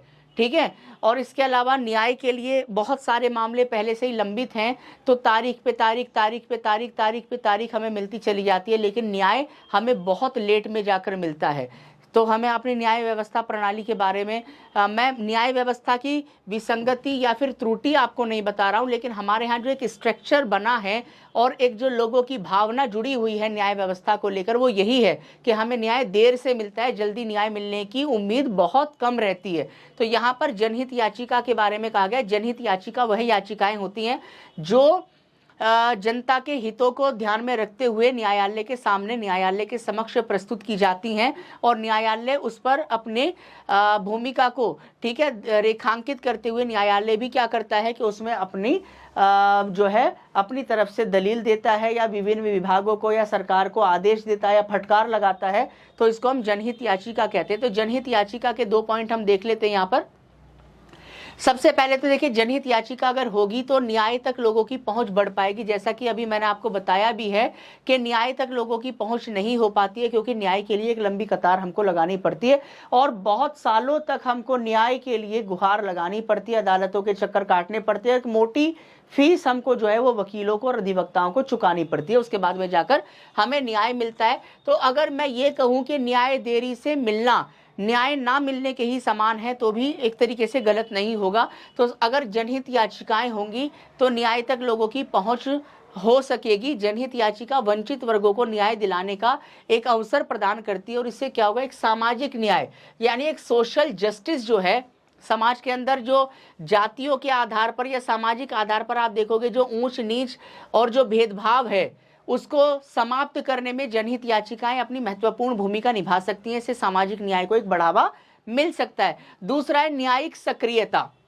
जनहित याचिका के थ्रू न्यायपालिका को जनहित के जो जुड़े हुए मुद्दे, जनता के हित से जुड़े हुए मुद्दे हैं, उन पर कार्यवाही करने की जो शक्ति न्यायालय को मिलती है वो इन्हीं जनहित याचिकाओं के माध्यम से मिलती है, जिससे क्या होता है कि सरकार की जो जिम्मेवारी होती है, रिस्पॉन्सिबिलिटी होती है, उसको भी क्या किया जाता है, उसको भी सुनिश्चित किया जाता है। सरकार भी अपनी जिम्मेदारी को समझकर सरकार को आदेश दिया जाता है कि आप ये काम कीजिए, जनता के हित से जुड़ा हुआ मुद्दा है। तो यहाँ पर ये जनहित याचिकाओं से जुड़ा हुआ एक प्रश्न था। अगला क्वेश्चन है हमारा, highlight the importance of the supreme court of India in 2 points. Bharat के सुप्रीम कोर्ट के बारे में बताना है कि जो भारत का सुप्रीम कोर्ट है उसका महत्व क्या है, उसका इंपॉर्टेंस क्या है, उसके बारे में यहाँ पर क्वेश्चन किया गया है। तो यहाँ पर हम देखते हैं सुप्रीम कोर्ट के बारे में। देखिए, भारत का जो सुप्रीम कोर्ट है ये भारत का सबसे बड़ा न्यायालय है, ये नई दिल्ली में स्थित है। इसका जो मुख्य न्यायाधीश होता है उसको CJI यानी कि चीफ जस्टिस ऑफ इंडिया कहा जाता है। भारत में DY चंद्रचूड़ जो है इस समय भारत के मुख्य न्यायाधीश हैं। ये तो होगी बेसिक जानकारी। अब हमें बताना है सुप्रीम कोर्ट के बारे में। तो देखिए, सुप्रीम कोर्ट क्या है? सुप्रीम कोर्ट के बारे में कहा जाता है the guardian of the constitution. हमारा जो संविधान है उसका जो अभिभावक है, उसका जो रक्षक है, उसका जो सेफ गार्ड है, वो हमारा कौन है? वो हमारा सुप्रीम कोर्ट है। Guardian of the constitution. The supreme court protect, किसको प्रोटेक्ट करता है ये? The constitution and uphold fundamental rights. हमारे फंडामेंटल राइट्स यानी हमारे मौलिक अधिकारों को सुरक्षित बनाता है। एंश्योरिंग जस्टिस एंड इक्वालिटी, ये हमारे जस्टिस यानी न्याय को और हमारी समानता को सुनिश्चित करता है। सभी नागरिकों के न्याय को, उनकी समानता को सुनिश्चित करने का काम, हमारे मौलिक अधिकारों को अपहोल्ड करने का काम और हमारे संविधान को प्रोटेक्ट करने का काम कौन करता है? सुप्रीम कोर्ट करता है ना। इसीलिए हम कह सकते हैं the supreme court is the guardian of the constitution also. Second is judicial review. देखिए, हमारी जो सरकार कानून बनाती है वो कानून न्याय संगत तरीके से बना है या नहीं बना, या संविधान संगत तरीके से उसको बनाया गया है। कोई ऐसा कानून तो हमारे सरकार के द्वारा या हमारी संसद या विधानसभाओं के द्वारा नहीं बनाया गया जो हमारे संविधान के विरुद्ध हो। इसके लिए हमारे सुप्रीम कोर्ट को एक पावर दी गई है, जुडिशियल रिव्यू की पावर। इसमें वो क्या करता है? इसमें वो जो बनाए गए कानून हैं उनकी समीक्षा करता है। वो ये देखता है कि कानून ठीक है, न्याय संगत और संविधान संगत है या नहीं। तो इसी पावर को बोलते हैं जुडिशियल रिव्यू। और अगर संविधान के खिलाफ कोई कानून बना होगा तो हमारा सुप्रीम कोर्ट ऐसे कानून को निरस्त कर सकता है, रद्द कर सकता है। ये पावर उसको मिली हुई है, ठीक है।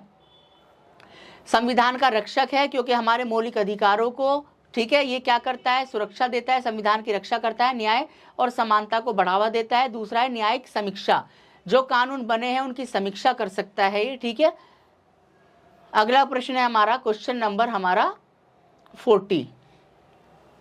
क्वेश्चन नंबर 40 है हमारा 40वां क्वेश्चन है हमारा, evaluate the functioning of the gram panchayat. Gram panchayat की फंक्शनिंग के बारे में ये क्वेश्चन किया गया है। जो हमारी ग्राम पंचायत हैं उनकी कार्य प्रणाली कैसी होती है, वो किस तरीके से काम करती हैं, इसके बारे में यहाँ पर क्वेश्चन किया गया है। तो देखिए जो ग्राम पंचायत होती हैं वो क्या होता है, empower the local self governance, यानी लोग इससे क्या होते हैं, लोग इससे जागरूक होते हैं, लोग इससे सशक्त होते हैं, लोग अपने स्तर पर कैसे शासन में अपनी भागीदारी को बढ़ाया जा सकता है, अपनी हिस्सेदारी को बढ़ाया जा सकता है, इससे एक भावना लोगों के बीच में पैदा होती है। दूसरा आप देखेंगे प्रमोट, ठीक है, grass roots participation, enhance accountability and address community needs, thereby strengthening democracy at the village level in India. इससे क्या है कि देखिए जो पंचायती राज है इससे क्या होगा, लोग तो सशक्त बनेंगे ही, स्थानीय स्वशासन इससे सशक्त होगा, लेकिन जो हमारा ग्रामीण समुदाय है इसके अंदर एक भागीदारी बढ़ेगी और जो हमारे लोकल मुद्दे हैं, स्थानीय मुद्दे हैं, उनको भी लोग समझेंगे और उसको प्राथमिकता दी जाएगी, जिससे हमारा लोकतंत्र मजबूत होगा। हमारे लोकतंत्र की सबसे जो छोटी पाठशाला है वो क्या है, हमारे लोकतंत्र की सबसे छोटी पाठशाला हमारी पंचायतें हैं, ग्राम पंचायत है। और ग्राम पंचायत से क्या होगा कि हमारे जो लोग हैं वो सशक्त भी बनेंगे, भागीदारी भी उनकी सुनिश्चित होगी और लोकतंत्र भी क्या बनेगा, मजबूत बनेगा। अब हम अगले क्वेश्चन की तरफ आगे बढ़ते हैं। क्वेश्चन नंबर हमारा 41। हमारा 41वां प्रश्न क्या कह रहा है, जनमत निर्माण में शिक्षण संस्थाओं की भूमिका का आकलन कीजिए। ये शिक्षण संस्था क्या होती हैं, शिक्षण संस्था हमारे जो स्कूल हैं, हमारे जो कॉलेजेस हैं, हमारी जो यूनिवर्सिटीज़ हैं, ये सब क्या हैं, ये सब हमारे शिक्षण संस्थान हैं और हमारे जनमत के निर्माण में इनकी एक बहुत बड़ी भूमिका होती है। आप देखिए जिस समय हमारा देश आज़ाद नहीं हुआ था उस समय भी बहुत बड़े बड़े आंदोलन यूनिवर्सिटी से, विश्वविद्यालयों से निकलकर सामने आए।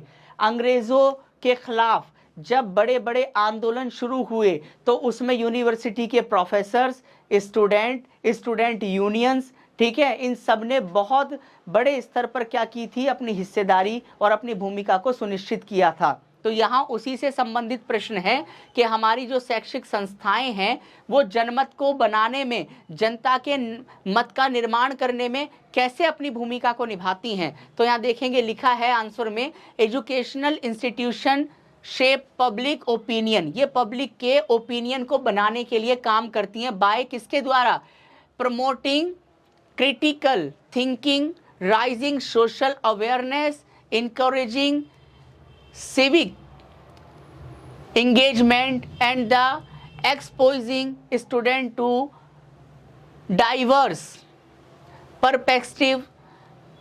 और आपका लिखा है fostering informed and active citizen, यानी इससे हमारे जो, देखिए यहाँ इसको एक बार समझ लेंगे, जो हमारे इंस्टीट्यूशन हैं उससे क्या होता है, पब्लिक ओपिनियन तो बनता ही है, किसके द्वारा बनता है, प्रमोटिंग के द्वारा। जब प्रमोट किया जाता है या फिर क्रिटिकल थिंकिंग, यानी कि लोगों के अंदर एक ऐसे विचारों को जब दिया जाता है कि जिससे वो चीज़ों को अच्छे और बुरे के रूप में समझ सकते हैं। और क्या होता है, हमारा सोशल अवेयरनेस होती है, यानी सामाजिक रूप से लोग जागरूक बनते हैं, ठीक है, लोग क्या हो सकते हैं, ज़्यादा से ज़्यादा इंगेज हो सकते हैं। और जो हमारे स्टूडेंट हैं वो डाइवर्स पर्सपेक्टिव, यानी कि बहुत सारे तरीके से वो सोच सकते हैं, अलग अलग दृष्टिकोण उनमें क्या होंगे, अलग अलग दृष्टिकोण उनमें क्या होंगे, उनमें विकसित होंगे, अलग अलग दृष्टिकोण उसमें क्या होते हैं, विकसित होते हैं। तो ये हमें बहुत अच्छे तरीके से समझना है। इससे क्या होगा, हमारे जो नागरिक होंगे वो ज़्यादा एक्टिव बन सकेंगे। तो यहाँ पर हमको ये समझना है, ठीक है। एक बार इसको हिंदी में देख लेते हैं। जो हमारे शिक्षण संस्थाएं हैं वो जनमत के निर्माण में अपनी महत्वपूर्ण भूमिका निभाते ही हैं। क्यों निभाते हैं, क्योंकि इससे आलोचनात्मक सोच हमारे विद्यार्थियों के अंदर जागरूक होती है। ये नहीं कि हमने कोई चीज़ कही तो आपने उस पर हाँ हाँ कह दी, आपका भी अपना कोई विचार उसमें क्या हो सकता है, इंक्लूड हो सकता है, विकसित हो सकता है। तो उसको हम बोलते हैं समालोचनात्मक सोच। सामाजिक रूप से लोग क्या बनेंगे, जागरूक बनेंगे, नागरिकों के बीच में सहभागिता बढ़ेगी और एक हमारे ऐसे नागरिक बनेंगे जो शिक्षित तो होंगे, साथ साथ में एक्टिव यानी कि सक्रिय भी होंगे। तो आप क्या समझ रहे हैं कि जो हमारे स्कूल हैं, जो हमारे कॉलेजेस हैं, जो हमारी यूनिवर्सिटीज़ हैं, जो हमारे विद्यार्थी हैं, जो हमारे टीचर्स हैं या प्रोफेसर हैं, ये हमारे राष्ट्र के निर्माण में बहुत बड़ी भूमिका निभाते हैं।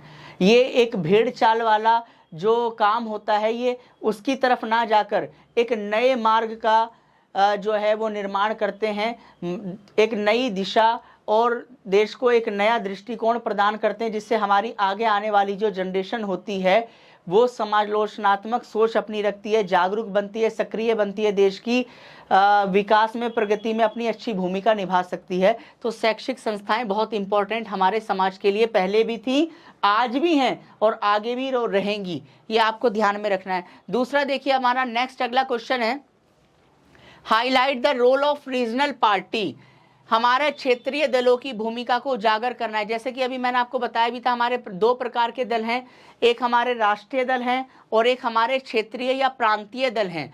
तो जो हमारे प्रांतीय दल होते हैं उनका रोल क्या है, तो देखिए क्षेत्रीय दल स्थानीय मुद्दे, जो हमारे लोकल मुद्दे हैं उनका प्रतिनिधित्व करते हैं, क्षेत्रीय विकास को बढ़ावा देते हैं, अपने क्षेत्र के विकास के प्रति। देखिए, हम जिस क्षेत्र से आते हैं, आप जिस क्षेत्र से होंगे, अपने क्षेत्र के प्रति, अपनी संस्कृति, अपनी भाषा के प्रति हम सबका लगाव होता है और हम सब अपने क्षेत्र को विकसित होते हुए, विकास करते हुए देखना चाहते हैं। तो अपने क्षेत्र के प्रति भावनात्मक रूप से जो हमारा लगाव है, ठीक है, कई बार क्या होता है, इससे क्षेत्रीय दलों का उत्थान हो जाता है। ऐसे भारत में बहुत सारे दल हैं, जैसे हमारी शिवसेना है महाराष्ट्र में, जैसे अकाली दल है पंजाब में, जैसे राष्ट्रीय जनता दल है बिहार के अंदर, जनता दल यूनाइटेड भी बिहार के अंदर है, असम गण परिषद असम के अंदर है। तो ऐसे बहुत सारे क्षेत्रीय हमारे दल हैं और इन दलों की भूमिका क्या होती है कि इनको राष्ट्रीय मुद्दों की अपेक्षा आप देखेंगे, जो इनके स्थानीय मुद्दे होते हैं, लोकल मुद्दे होते हैं, उन पर ये ज़्यादा फोकस करते हैं। अपने क्षेत्र के विकास को बढ़ावा देने पर इनका ज़्यादा जो होता है ध्यान होता है और राजनीतिक विविधता को भी सुनिश्चित करते हैं। हमारे देश में अगर केवल दो ही पार्टी होंगी या वन ही पार्टी होगी, तो वन पार्टी सिस्टम और टू पार्टी सिस्टम से ज़्यादातर लोग जो दोनों ही पार्टियों से संतुष्ट नहीं होंगे, वो फिर कहाँ जाएंगे। तो इसके लिए भी जो क्षेत्रीय दल होते हैं वो लोगों को एक विकल्प उपलब्ध कराते हैं, एक ऑप्शन। जैसे आप दिल्ली में देखिए, एक समय में बीजेपी की सरकार थी, फिर 15 साल यहाँ पर कांग्रेस की सरकार रही, लेकिन दोनों पार्टियों को जब लोगों ने देखा और लोगों को लगा कि हम इनसे भी संतुष्ट नहीं हैं, इनसे भी संतुष्ट नहीं हैं, तो वो तीसरी पार्टी को ले आए, आम आदमी पार्टी। ठीक है, तो हम ये देख रहे हैं कि जो रीजनल पार्टियां होती हैं उनके उत्थान से कहीं ना कहीं लोगों को एक विकल्प मिल जाता है कि अगर ये नहीं है तो हम इसको छोड़कर इस पार्टी को चुनाव में वोट दे देते हैं, अब फिर अगला हो गया, फिर अगला हो गया, इस तरीके से। इससे क्या होता है, राजनीतिक विविधता भी सुनिश्चित होती है, जिससे क्या होता है, वंचित लोगों की आवाज को एक सही स्थान मिल पाता है। तो यहाँ पर यह क्वेश्चन भी हमारा हो चुका है। अगला क्वेश्चन हम देखते हैं अपना, शहरीकरण का प्रदूषण के एक स्रोत के रूप में विश्लेषण हमको करना है।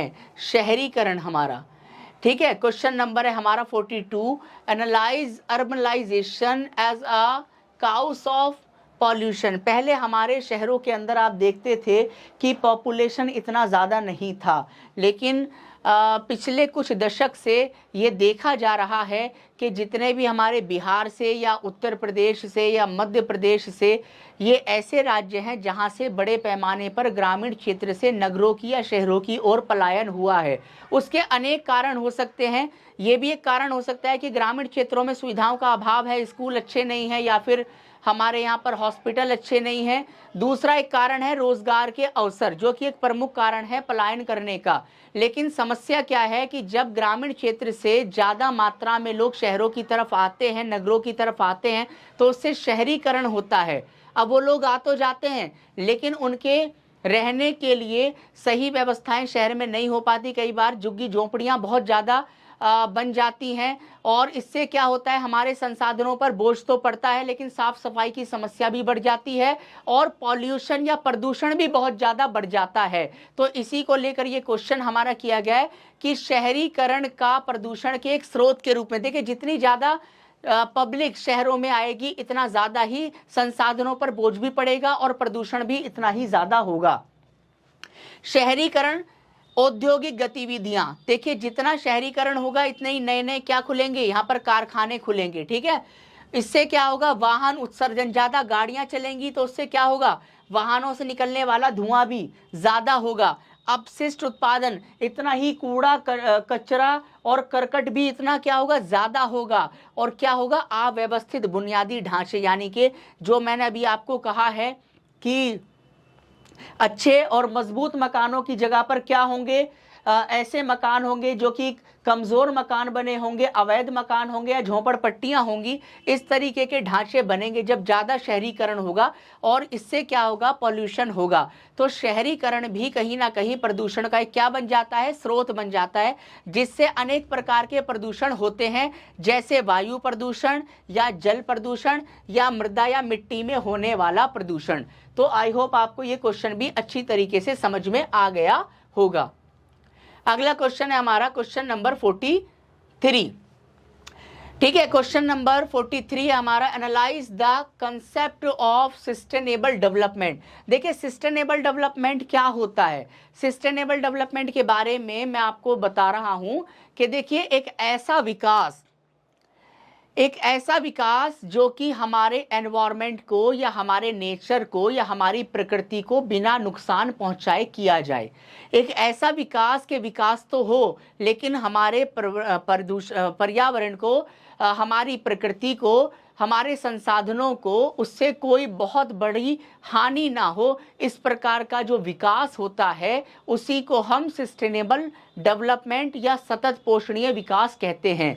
अगर ऐसा विकास होगा तो उससे पर्यावरण तो हमारा ठीक रहेगा ही रहेगा, लेकिन इससे क्या होगा कि जो हमारी वर्तमान पीढ़ी है उसको भी इस विकास का लाभ मिल सकेगा और वर्तमान में आगे आने वाली जो पीढ़ियां हैं वो भी उस विकास का लाभ ले सकती हैं। तो इसीलिए इसको हम टिकाऊ विकास भी कहते हैं। तो आई होप आपको ये समझ में आ गया होगा। देखिए सस्टेनेबल डेवलपमेंट फोकस, ये किस पर फोकस करता है, ठीक है, ये फोकस करता है मीटिंग प्रेजेंट नीड, ये प्रेजेंट नीड पे फोकस करता है without compromising future generation ability to meet, ठीक है।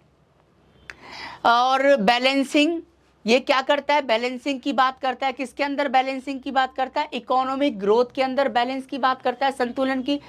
एनवायरमेंटल प्रोटेक्शन की बात करता है, जैसे कि अभी मैंने आपको बताया कि पर्यावरण को इससे कोई हानि नहीं होनी चाहिए। एंड सोशल इक्वालिटी की भी इसमें बात है, यानी कि समाज के सभी वर्गों को विकास का लाभ मिले। And long term well being, और ऐसा विकास जिसका फायदा वर्तमान में भी मिले और आगे आने वाली जो पीढ़ियां हैं उनको भी मिलता रहे। तो ऐसे विकास को ही हम सतत पोषणीय विकास कहते हैं कि जो वर्तमान की आवश्यकताओं को भी पूरा करे और भविष्य की जो हमारी पीढ़ियां हैं उनकी आवश्यकताओं को भी सुरक्षित रखे, सामाजिक, आर्थिक और पर्यावरणीय संतुलन को भी क्या रखे, बनाए रखे और आगे आने वाले सब लोगों को भी फायदा इससे मिल सके। अगला हमारा क्वेश्चन है, ठीक है, इसके अथवा में क्वेश्चन हमारा है यहाँ, highlight any two features for good governance. तो देखिए गुड गवर्नेंस के दो, यानी कि अच्छे शासन के, सुशासन के कोई दो फीचर्स या फिर कोई दो विशेषताएं ये पूछ रहे हैं। तो सबसे पहले देखिए अच्छा शासन वो होता है जहाँ पर ट्रांसपेरेंसी हो, जहाँ पर लोगों से कुछ भी छुपाया ना जाए, लोगों को सारी बातों का पता हो, जो सरकार के द्वारा फैसले लिए जा रहे हैं उससे लोगों को भी, जनता को भी जहाँ अवगत कराया जाए, ट्रांसपेरेंसी हो, कुछ छुपाया ना जाए। दूसरा है पार्टिसिपेशन, एक वो शासन अच्छा शासन माना जाता है जहां पर कुछ लोग फैसला ना लें बल्कि जहां पर आम जनता की भूमिका भी फैसला लेने में ज़्यादा से ज़्यादा हो। फैसले लेने के अंदर, शासन के अंदर, सुशासन के अंदर लोगों की सहभागिता और लोगों की भागीदारी ज़्यादा से ज़्यादा होनी चाहिए। अगर ऐसा शासन होगा तो इससे क्या होगा, उसी को हम अच्छा शासन या सुशासन हम कह पाएंगे। तो ट्रांसपेरेंसी पहला हो गया गुड गवर्नेंस के लिए, यानी कि पारदर्शिता होनी चाहिए, दूसरा सहभागिता या फिर सहभागिता या फिर भागीदारी, पार्टिसिपेशन होना चाहिए। तो इससे क्या होगा, एक गुड गवर्नेंस की एक नींव जो है वो पड़ेगी।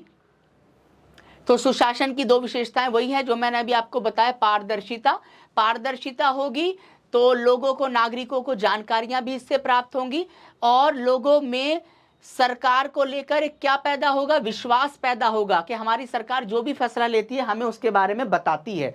दूसरा, भागीदारी, जो भी सरकार फैसला ले उसमें लोगों की सक्रिय भागीदारी होनी चाहिए ताकि लोगों को लगे कि हमारी आवाज़ को भी सुना जा रहा है, हमारी आवाज़ को भी पहचाना जा रहा है, हमें भी हिस्सेदारी दी जा रही है, फैसलों के अंदर हमारी भी भूमिका को सुनिश्चित किया जा रहा है। तो ये सुशासन की दो प्रमुख विशेषताएं हो गई।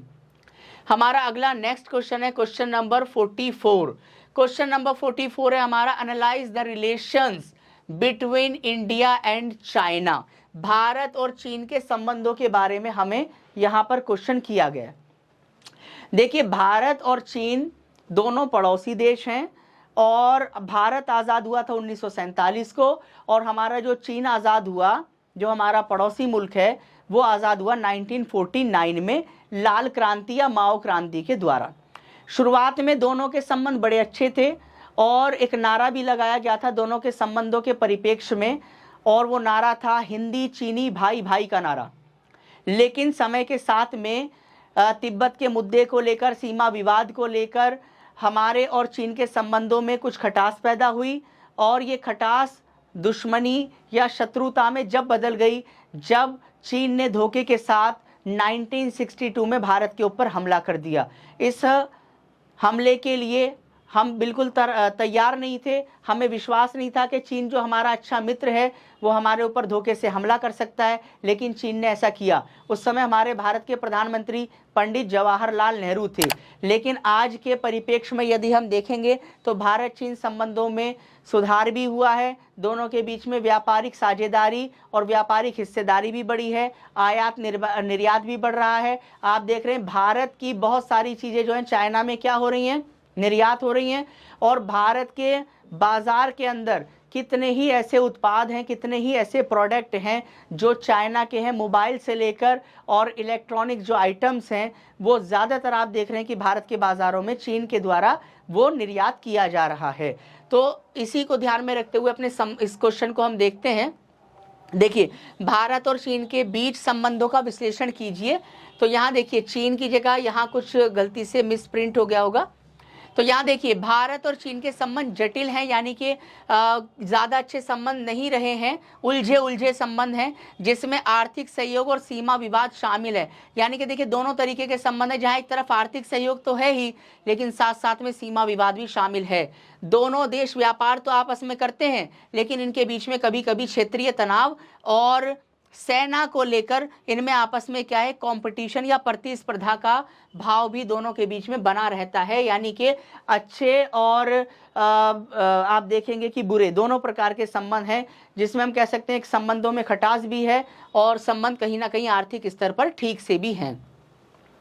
अब यहाँ पर हम अपना अगला देखेंगे optional module 7A। Optional module 7A के जो हमारे क्वेश्चन हैं उनके बारे में हम यहाँ पर डिस्कस करेंगे और यहाँ जो हमारी शुरुआत होगी वो हमारी प्रश्न संख्या 45 से इसकी शुरुआत होगी। और हमारा जो क्वेश्चन है वो है analyse the importance of UN security council. जैसा कि मैंने आपको अपने प्रीवियस लेक्चर के अंदर भी बताया था कि हमारा जो विश्व का एक बहुत महत्वपूर्ण संगठन है जिसे हम संयुक्त राष्ट्र संघ कहते हैं, जिसकी स्थापना 24 अक्टूबर 1945 को हुई थी और इसके 6 महत्वपूर्ण अंग हैं, जिसमें पहला महासभा, दूसरा सुरक्षा परिषद, तीसरा सामाजिक आर्थिक परिषद, चौथा न्यासिता परिषद और पांचवा अंतर्राष्ट्रीय न्यायालय और छठा है इसका सचिवालय यानी सेक्रेटरीट। तो इसी से एक प्रश्न हमारा आया है और प्रश्न है हमारा संयुक्त राष्ट्र की सुरक्षा परिषद, जो इसका दूसरा और सबसे महत्वपूर्ण अंग माना जाता है, सुरक्षा परिषद यानी सिक्योरिटी काउंसिल। और मैंने ये भी आपको बताया था कि इसके अंदर जो कुल सदस्य हैं वो 15 होते हैं।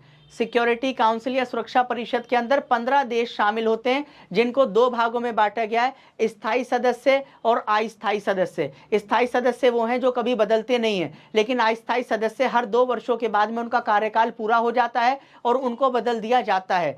जो स्थायी सदस्य हैं वो 5 हैं, जिसमें एक है आपका चीन, एक है आपका अमेरिका, एक है आपका रूस, एक है आपका फ्रांस और एक है आपका ब्रिटेन। ये 5 स्थायी देश हैं और इनके पास में एक विशेष प्रकार की शक्ति है जिसको बोलते हैं वीटो शक्ति। इसी वीटो शक्ति के द्वारा ये किसी भी निर्णय को रोकने में या उसको बदल देने में अपनी महत्वपूर्ण भूमिका निभाते हैं।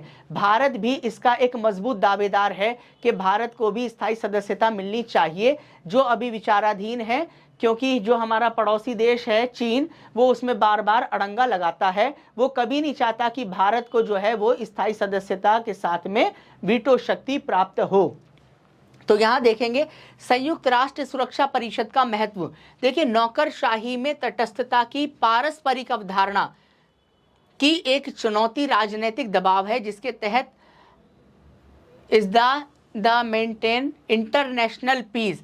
ये क्वेश्चन यहाँ पर हिंदी में कुछ गलत हमारा हो गया है, लेकिन हम इसको इंग्लिश में ही समझेंगे, ठीक है। The UN security council is the crucial for the maintaining international peace, यानी कि इंटरनेशनल पीस यानी कि अंतर्राष्ट्रीय शांति को बनाने में, सुरक्षा को बनाने में सबसे महत्वपूर्ण भूमिका जो है वो हमारी सुरक्षा परिषद की है।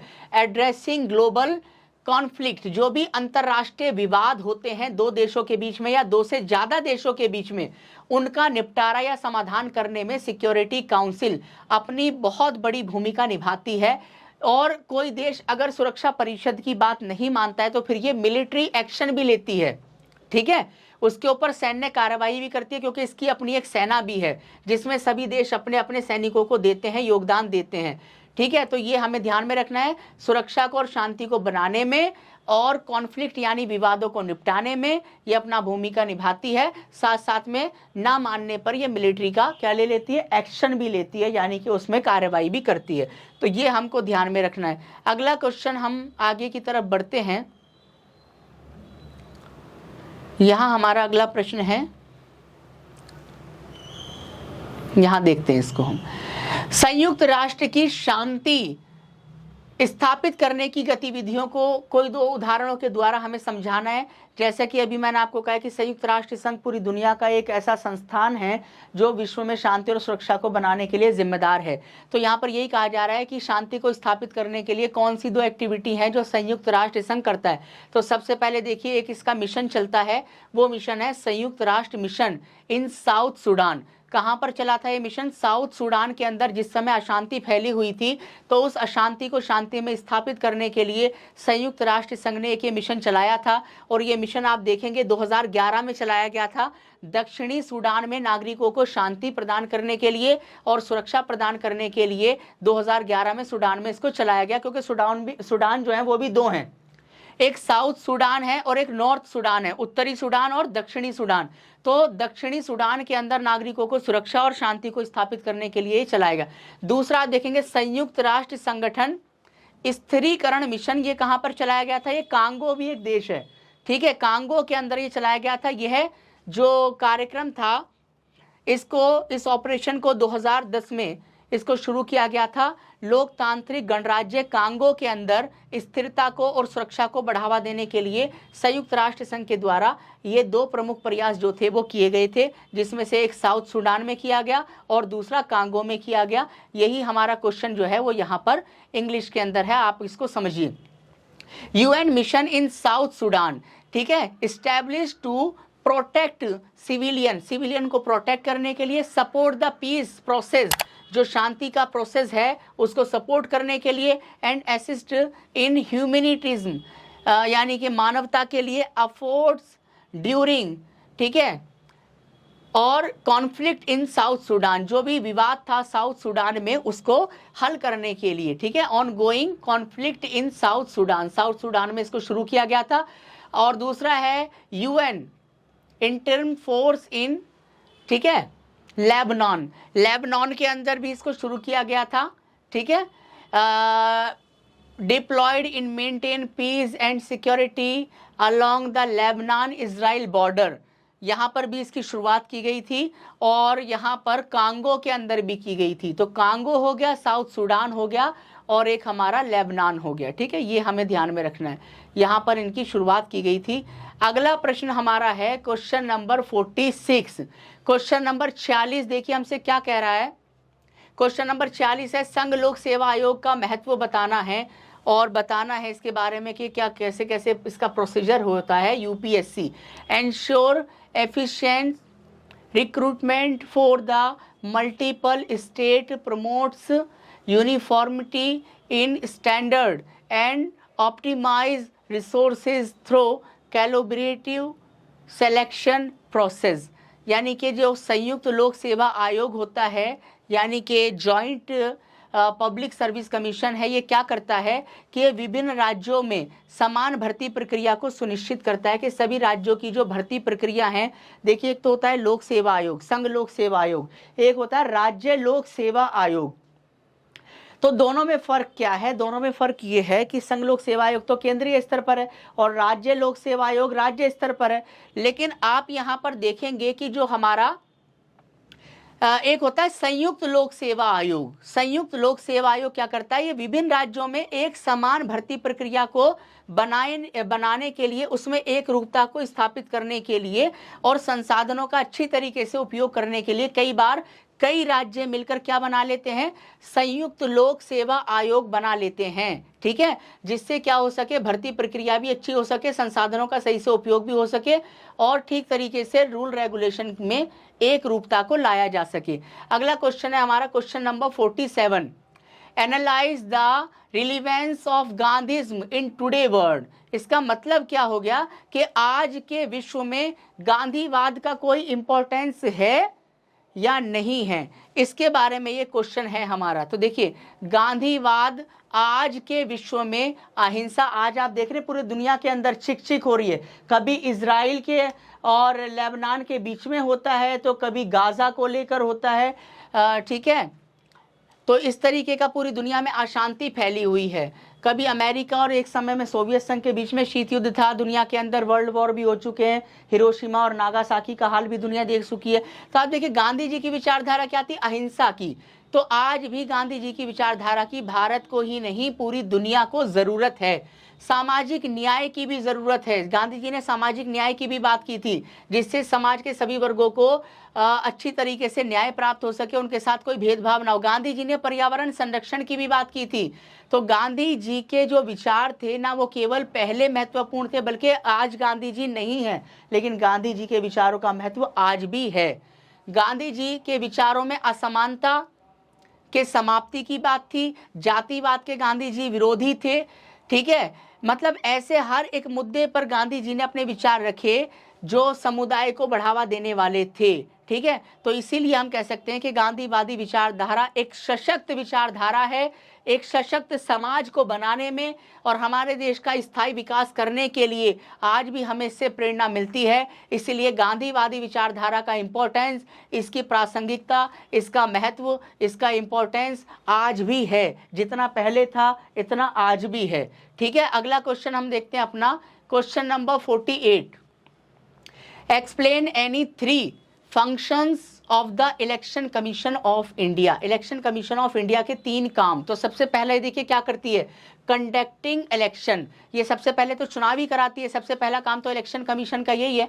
Organise free and fair election, यानी कि ये निष्पक्ष तरीके से चुनाव कराती है भारत में for the Lok Sabha election, Rajya Sabha election and the state legislative assembly, यानी कि राज्यों की विधानसभा के लिए चुनाव कराती है।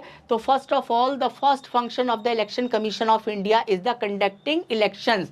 सबसे पहले ये कंडक्टिंग कराती है इलेक्शन के लिए। दूसरा क्या करती है? Voter registration. जो नए नए वोटर हैं, जो बच्चे हैं, अब वो बड़े हो रहे हैं, उनकी एज 18 साल हो गई या उससे ऊपर हो गई, तो उन नए बच्चों को क्या करेगी? ये रजिस्ट्रेशन करेगी। किसके रूप में? वोटर के रूप में। Manage the electoral roll and ensure eligible voters are registered. जो भी एलिजिबल वोटर है उनको रजिस्टर्ड करने का काम करेगी। तीसरा, मॉनिटरिंग कैंपेनिंग फाइनेंस। ठीक है, रेगुलेट पॉलिटिकल पार्टी फंडिंग। ठीक है, funding and expenditure to maintain transparency. राजनीतिक दलों को चंदा कौन देता है, इनके पास इतना पैसा कहाँ से आया, कहाँ इन्होंने इलेक्शन में उसको खर्च किया, कैसे खर्च किया, ये सारी जानकारी भी कौन रखता है, इलेक्शन कमीशन रखता है। तो यहाँ पर हिंदी में भी वही है, चुनावों को कराता है, लोकसभा के चुनाव, राज्यसभा और विधानसभाओं के चुनाव, नए नए मतदाताओं का पंजीकरण करता है, ठीक है। और तीसरा, चुनाव में कैसे खर्च हुआ, इनको चंदा कैसे मिला, इसकी भी क्या करता है, इसकी भी निगरानी करता है। अगला हमारा नेक्स्ट क्वेश्चन है, explain any 3 essential features of political party. Political party कौन कौन से 3 प्रमुख काम करती हैं, या कौन कौन से इनके फीचर्स होते हैं या इनकी विशेषताएं होती हैं। तो सबसे पहले देखिए, पॉलिटिकल पार्टी क्या होगी, इसका एक ऑर्गेनाइज्ड स्ट्रक्चर होगा, इसमें बहुत सारे नेता होंगे, बहुत सारे कार्यकर्ता होंगे, वो सब आपस में क्या होंगे, जुड़े होंगे, और उनके जुड़ने से ये पूरा ऑर्गेनाइजेशन का क्या बनेगा, एक स्ट्रक्चर बनेगा। तो political party have a structure organisation which defined roles and responsibility, और इस स्ट्रक्चर के अंदर हर नेता की अपनी अपनी अलग अलग जिम्मेदारी और भूमिका होती है। दूसरा, आइडियोलॉजिकल फ्रेमवर्क, एक पार्टी के अंदर जितने भी नेता होंगे उन सबकी विचारधारा, एक विचारधारा से वो लोग जुड़े होंगे, और वो एक दूसरे के विचारों के साथ में आकर क्या करेंगे, काम करेंगे। They operate based on the specific ideology guiding there policies and action, यानी कि ये सारे लोग जिनकी विचारधारा एक जैसी होगी, वही सब मिलकर ही एक पार्टी में रहेंगे। अगर राहुल गांधी की विचारधारा नरेंद्र मोदी जी से मिलेगी तो फिर कांग्रेस की ज़रूरत क्या रह जाएगी, वो तो बीजेपी में ही आ जाएंगे, है ना। तो यहाँ पर सारी पार्टियों की अपनी एक आइडियोलॉजी अलग होती है, विचारधारा अलग होती है, और समान विचारधारा वाले लोग मिलकर एक साथ काम करते हैं पॉलिटिकल पार्टी में। दूसरा देखिए, पब्लिक पार्टिसिपेशन, ठीक है। पार्टीज क्या करती हैं, पार्टीज जो है एनकरेज करती हैं, किसको एनकरेज करती हैं, सिटीजन को। सिटीजन को क्या करती हैं, इन्वॉल्व करती हैं पॉलिटिकल प्रोसेस के थ्रू, किसमें, इलेक्शन एंड एडवोकेसी।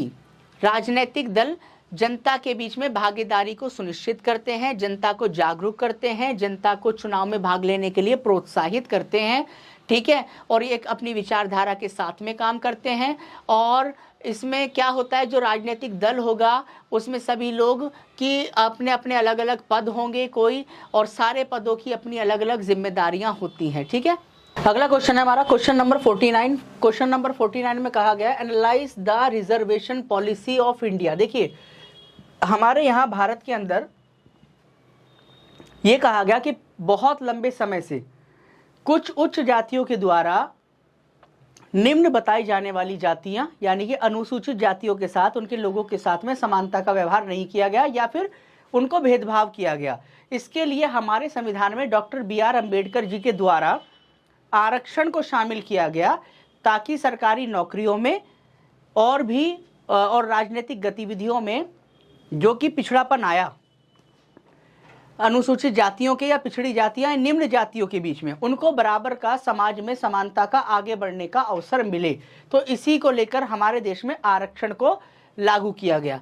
तो यहाँ पर हम इसका उत्तर देखेंगे, India's reservation policy aim to promote social justice. तो सोशल जस्टिस को प्रमोट करने के लिए ही भारत में रिजर्वेशन आया, by providing affirmative action for the marginalized communities including the scheduled caste, scheduled tribes and the other backward class.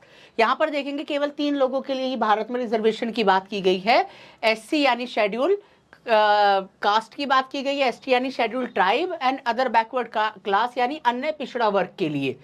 This policy seeks to enhance this representation in education, employment and politics. Politics यानी राजनीति के अंदर, और employment यानी रोजगार के अंदर, और शिक्षा के अंदर इनकी भागीदारी को सुनिश्चित करने के लिए भारत में रिजर्वेशन पॉलिसी को बनाया गया था, ठीक है। तो आई होप आपको ये समझ में आ गया होगा इसका आंसर। भारत में आरक्षण नीति सामाजिक न्याय को बढ़ावा देने के लिए बनाई गई थी, और यह अनुसूचित जातियों, अनुसूचित जनजातियों और अन्य पिछड़ा वर्ग को शिक्षा के क्षेत्र में, रोजगार के क्षेत्र में और राजनीति के क्षेत्र में प्रतिनिधित्व प्रदान करने के लिए इस तरीके की नीति को भारत में बनाया गया। अब हम अपना अंतिम क्वेश्चन कर रहे हैं, question number 50। Highlight the military conflict between India and Pakistan since independence, स्वतंत्रता के बाद भारत और पाकिस्तान के बीच हुए सैन्य संघर्षों को उजागर कीजिए। देखिए, जितना जो हमारा संघर्ष रहा किसी पड़ोसी देश के साथ या अन्य किसी भी देश के साथ, उसमें पहला नाम हमारा आता है पाकिस्तान का, जो कि हमारा पड़ोसी देश है। और आपको पता होगा कि एक समय में ये भारत का एक अंग हुआ करता था, और भारत का जो विभाजन हुआ 14-15 अगस्त 1947 की मध्यरात्रि को, तब उसके बाद पाकिस्तान अस्तित्व में आया और पाकिस्तान भी दो बन गए थे, पश्चिमी पाकिस्तान और पूर्वी पाकिस्तान। अब जो हमारा पूर्वी पाकिस्तान था, पूर्वी पाकिस्तान हमारा अब क्या बन चुका है, बांग्लादेश बन चुका है, ये भी हमारा एक पड़ोसी देश है। और दूसरी तरफ हम देखेंगे कि जो पश्चिमी पाकिस्तान था, वर्तमान में वही अब हमारा इतना ही पाकिस्तान का हिस्सा है। तो इस चीज़ को हमको ध्यान में रखना है। और हमारे आज़ादी के बाद से लेकर अब तक 4 युद्ध पाकिस्तान के साथ में हुए हैं। किस किस वर्ष में हुए हैं वो मैं आपको बता देता हूँ। यहाँ सबसे पहले हम देखेंगे कि एक तो आज़ादी के जस्ट बाद जम्मू और कश्मीर को लेकर 1947-48 के समय में हुआ था एक युद्ध भारत पाकिस्तान का, और जो दूसरा हुआ 1965 में हुआ, तीसरा जो युद्ध हुआ हमारा 1971 में हुआ, और जो चौथा हुआ वो 1999 में हुआ, जिसको कारगिल युद्ध भी कहते हैं। और इन चारों युद्धों के अंदर आप देखेंगे कि जो शरारत की गई या शुरुआत जो की गई वो किसकी तरफ से की गई, जो शुरुआत हुई थी वो हुई थी हमारे पाकिस्तान की तरफ से, ठीक है। लेकिन भारत ने उसका मुंहतोड़ जवाब दिया और इन चारों ही युद्धों के अंदर जो है पाकिस्तान की हार हुई। तो देखिए, स्वतंत्रता के बाद भारत और पाकिस्तान के बीच कई सैन्य संघर्ष हुए हैं, जैसे 1947 में हुआ कश्मीर को लेकर, 47-48 में 1965 का युद्ध हुआ, फिर 1971 का युद्ध हुआ जिसमें बांग्लादेश का निर्माण हुआ। भारत ने उस समय पूर्वी पाकिस्तान को बांग्लादेश के निर्माण के रूप में अपना समर्थन भी दिया और उसकी मदद भी की। और 1999 का कारगिल युद्ध हुआ। तो ये मुख्य क्षेत्रीय विवाद हुए, और इस विवाद का जो मुख्य जो कारण रहे, जैसे आप देखेंगे क्यों हुए युद्ध, एक तो सीमा विवाद को लेकर हुए युद्ध, सीमा विवाद तो था ही था, इसके साथ में और विवाद कौन सा था, सीमा विवाद के साथ साथ में हमारा देखेंगे कि आपस में जो सैन्य प्रतिस्पर्धा है वो भी है, सिंधु नदी का जो जल बंटवारा है वो भी इसके अंदर शामिल है, सिंधु नदी जल बंटवारा, ठीक है। तो सिंधु नदी का जल बंटवारा भी है, सैन्य प्रतिस्पर्धा भी है, सीमा विवाद भी है, कश्मीर का मुद्दा भी है, कश्मीर का मुद्दा है इसके अंदर, और एक है आतंकवाद, आतंकवाद। तो ये प्रमुख मुद्दे हैं जिसकी वजह से भारत और पाकिस्तान के बीच में संघर्ष है, और इसी की वजह से ये 4 युद्ध भी भारत और पाकिस्तान के बीच में हुए हैं। आई होप आपको ये जो हमारा लेक्चर है ये अच्छी तरीके से समझ में आएगा, ठीक है। टोटल हम अपने लेक्चर 1 और लेक्चर 2 दोनों को अगर हम देखेंगे तो हम अपने 50 प्रश्न इसमें कर चुके हैं, जिसमें MCQ क्वेश्चन भी थे, फिल इन द ब्लैंक्स वाले भी हमारे क्वेश्चन थे, कुछ लॉन्ग क्वेश्चन भी थे हमारे इसके अंदर जिसमें हम चर्चा कर रहे हैं। और इनको आपको इस तरीके से बताया गया है ताकि आप अच्छी तरीके से सारी घटनाओं के बारे में जान सकें। केवल एक विशेष किसी घटना के बारे में अगर कोई जानकारी है तो उससे जो रिलेटेड और भी चीज़ें हैं उसके बारे में भी हम आपको बता सकें, ऐसा प्रयास हमारी तरफ से किया गया है। अगले लेक्चर के अंदर नई जानकारियों के साथ, नए प्रश्नों के साथ में फिर आपके साथ में मिलेंगे, फिर रूबरू होंगे। तब तक के लिए हमारे इस चैनल के साथ में आप बने रहें। चैनल पर अगर आप नए हैं तो चैनल को सब्सक्राइब कर लें, अपने दोस्तों के साथ में भी वीडियो को शेयर करें, वीडियो को लाइक करें। आपका सपोर्ट ही हमारा स्ट्रेंथ है। मिलते हैं अगली नेक्स्ट वीडियो में, तब तक के लिए keep study in pi study.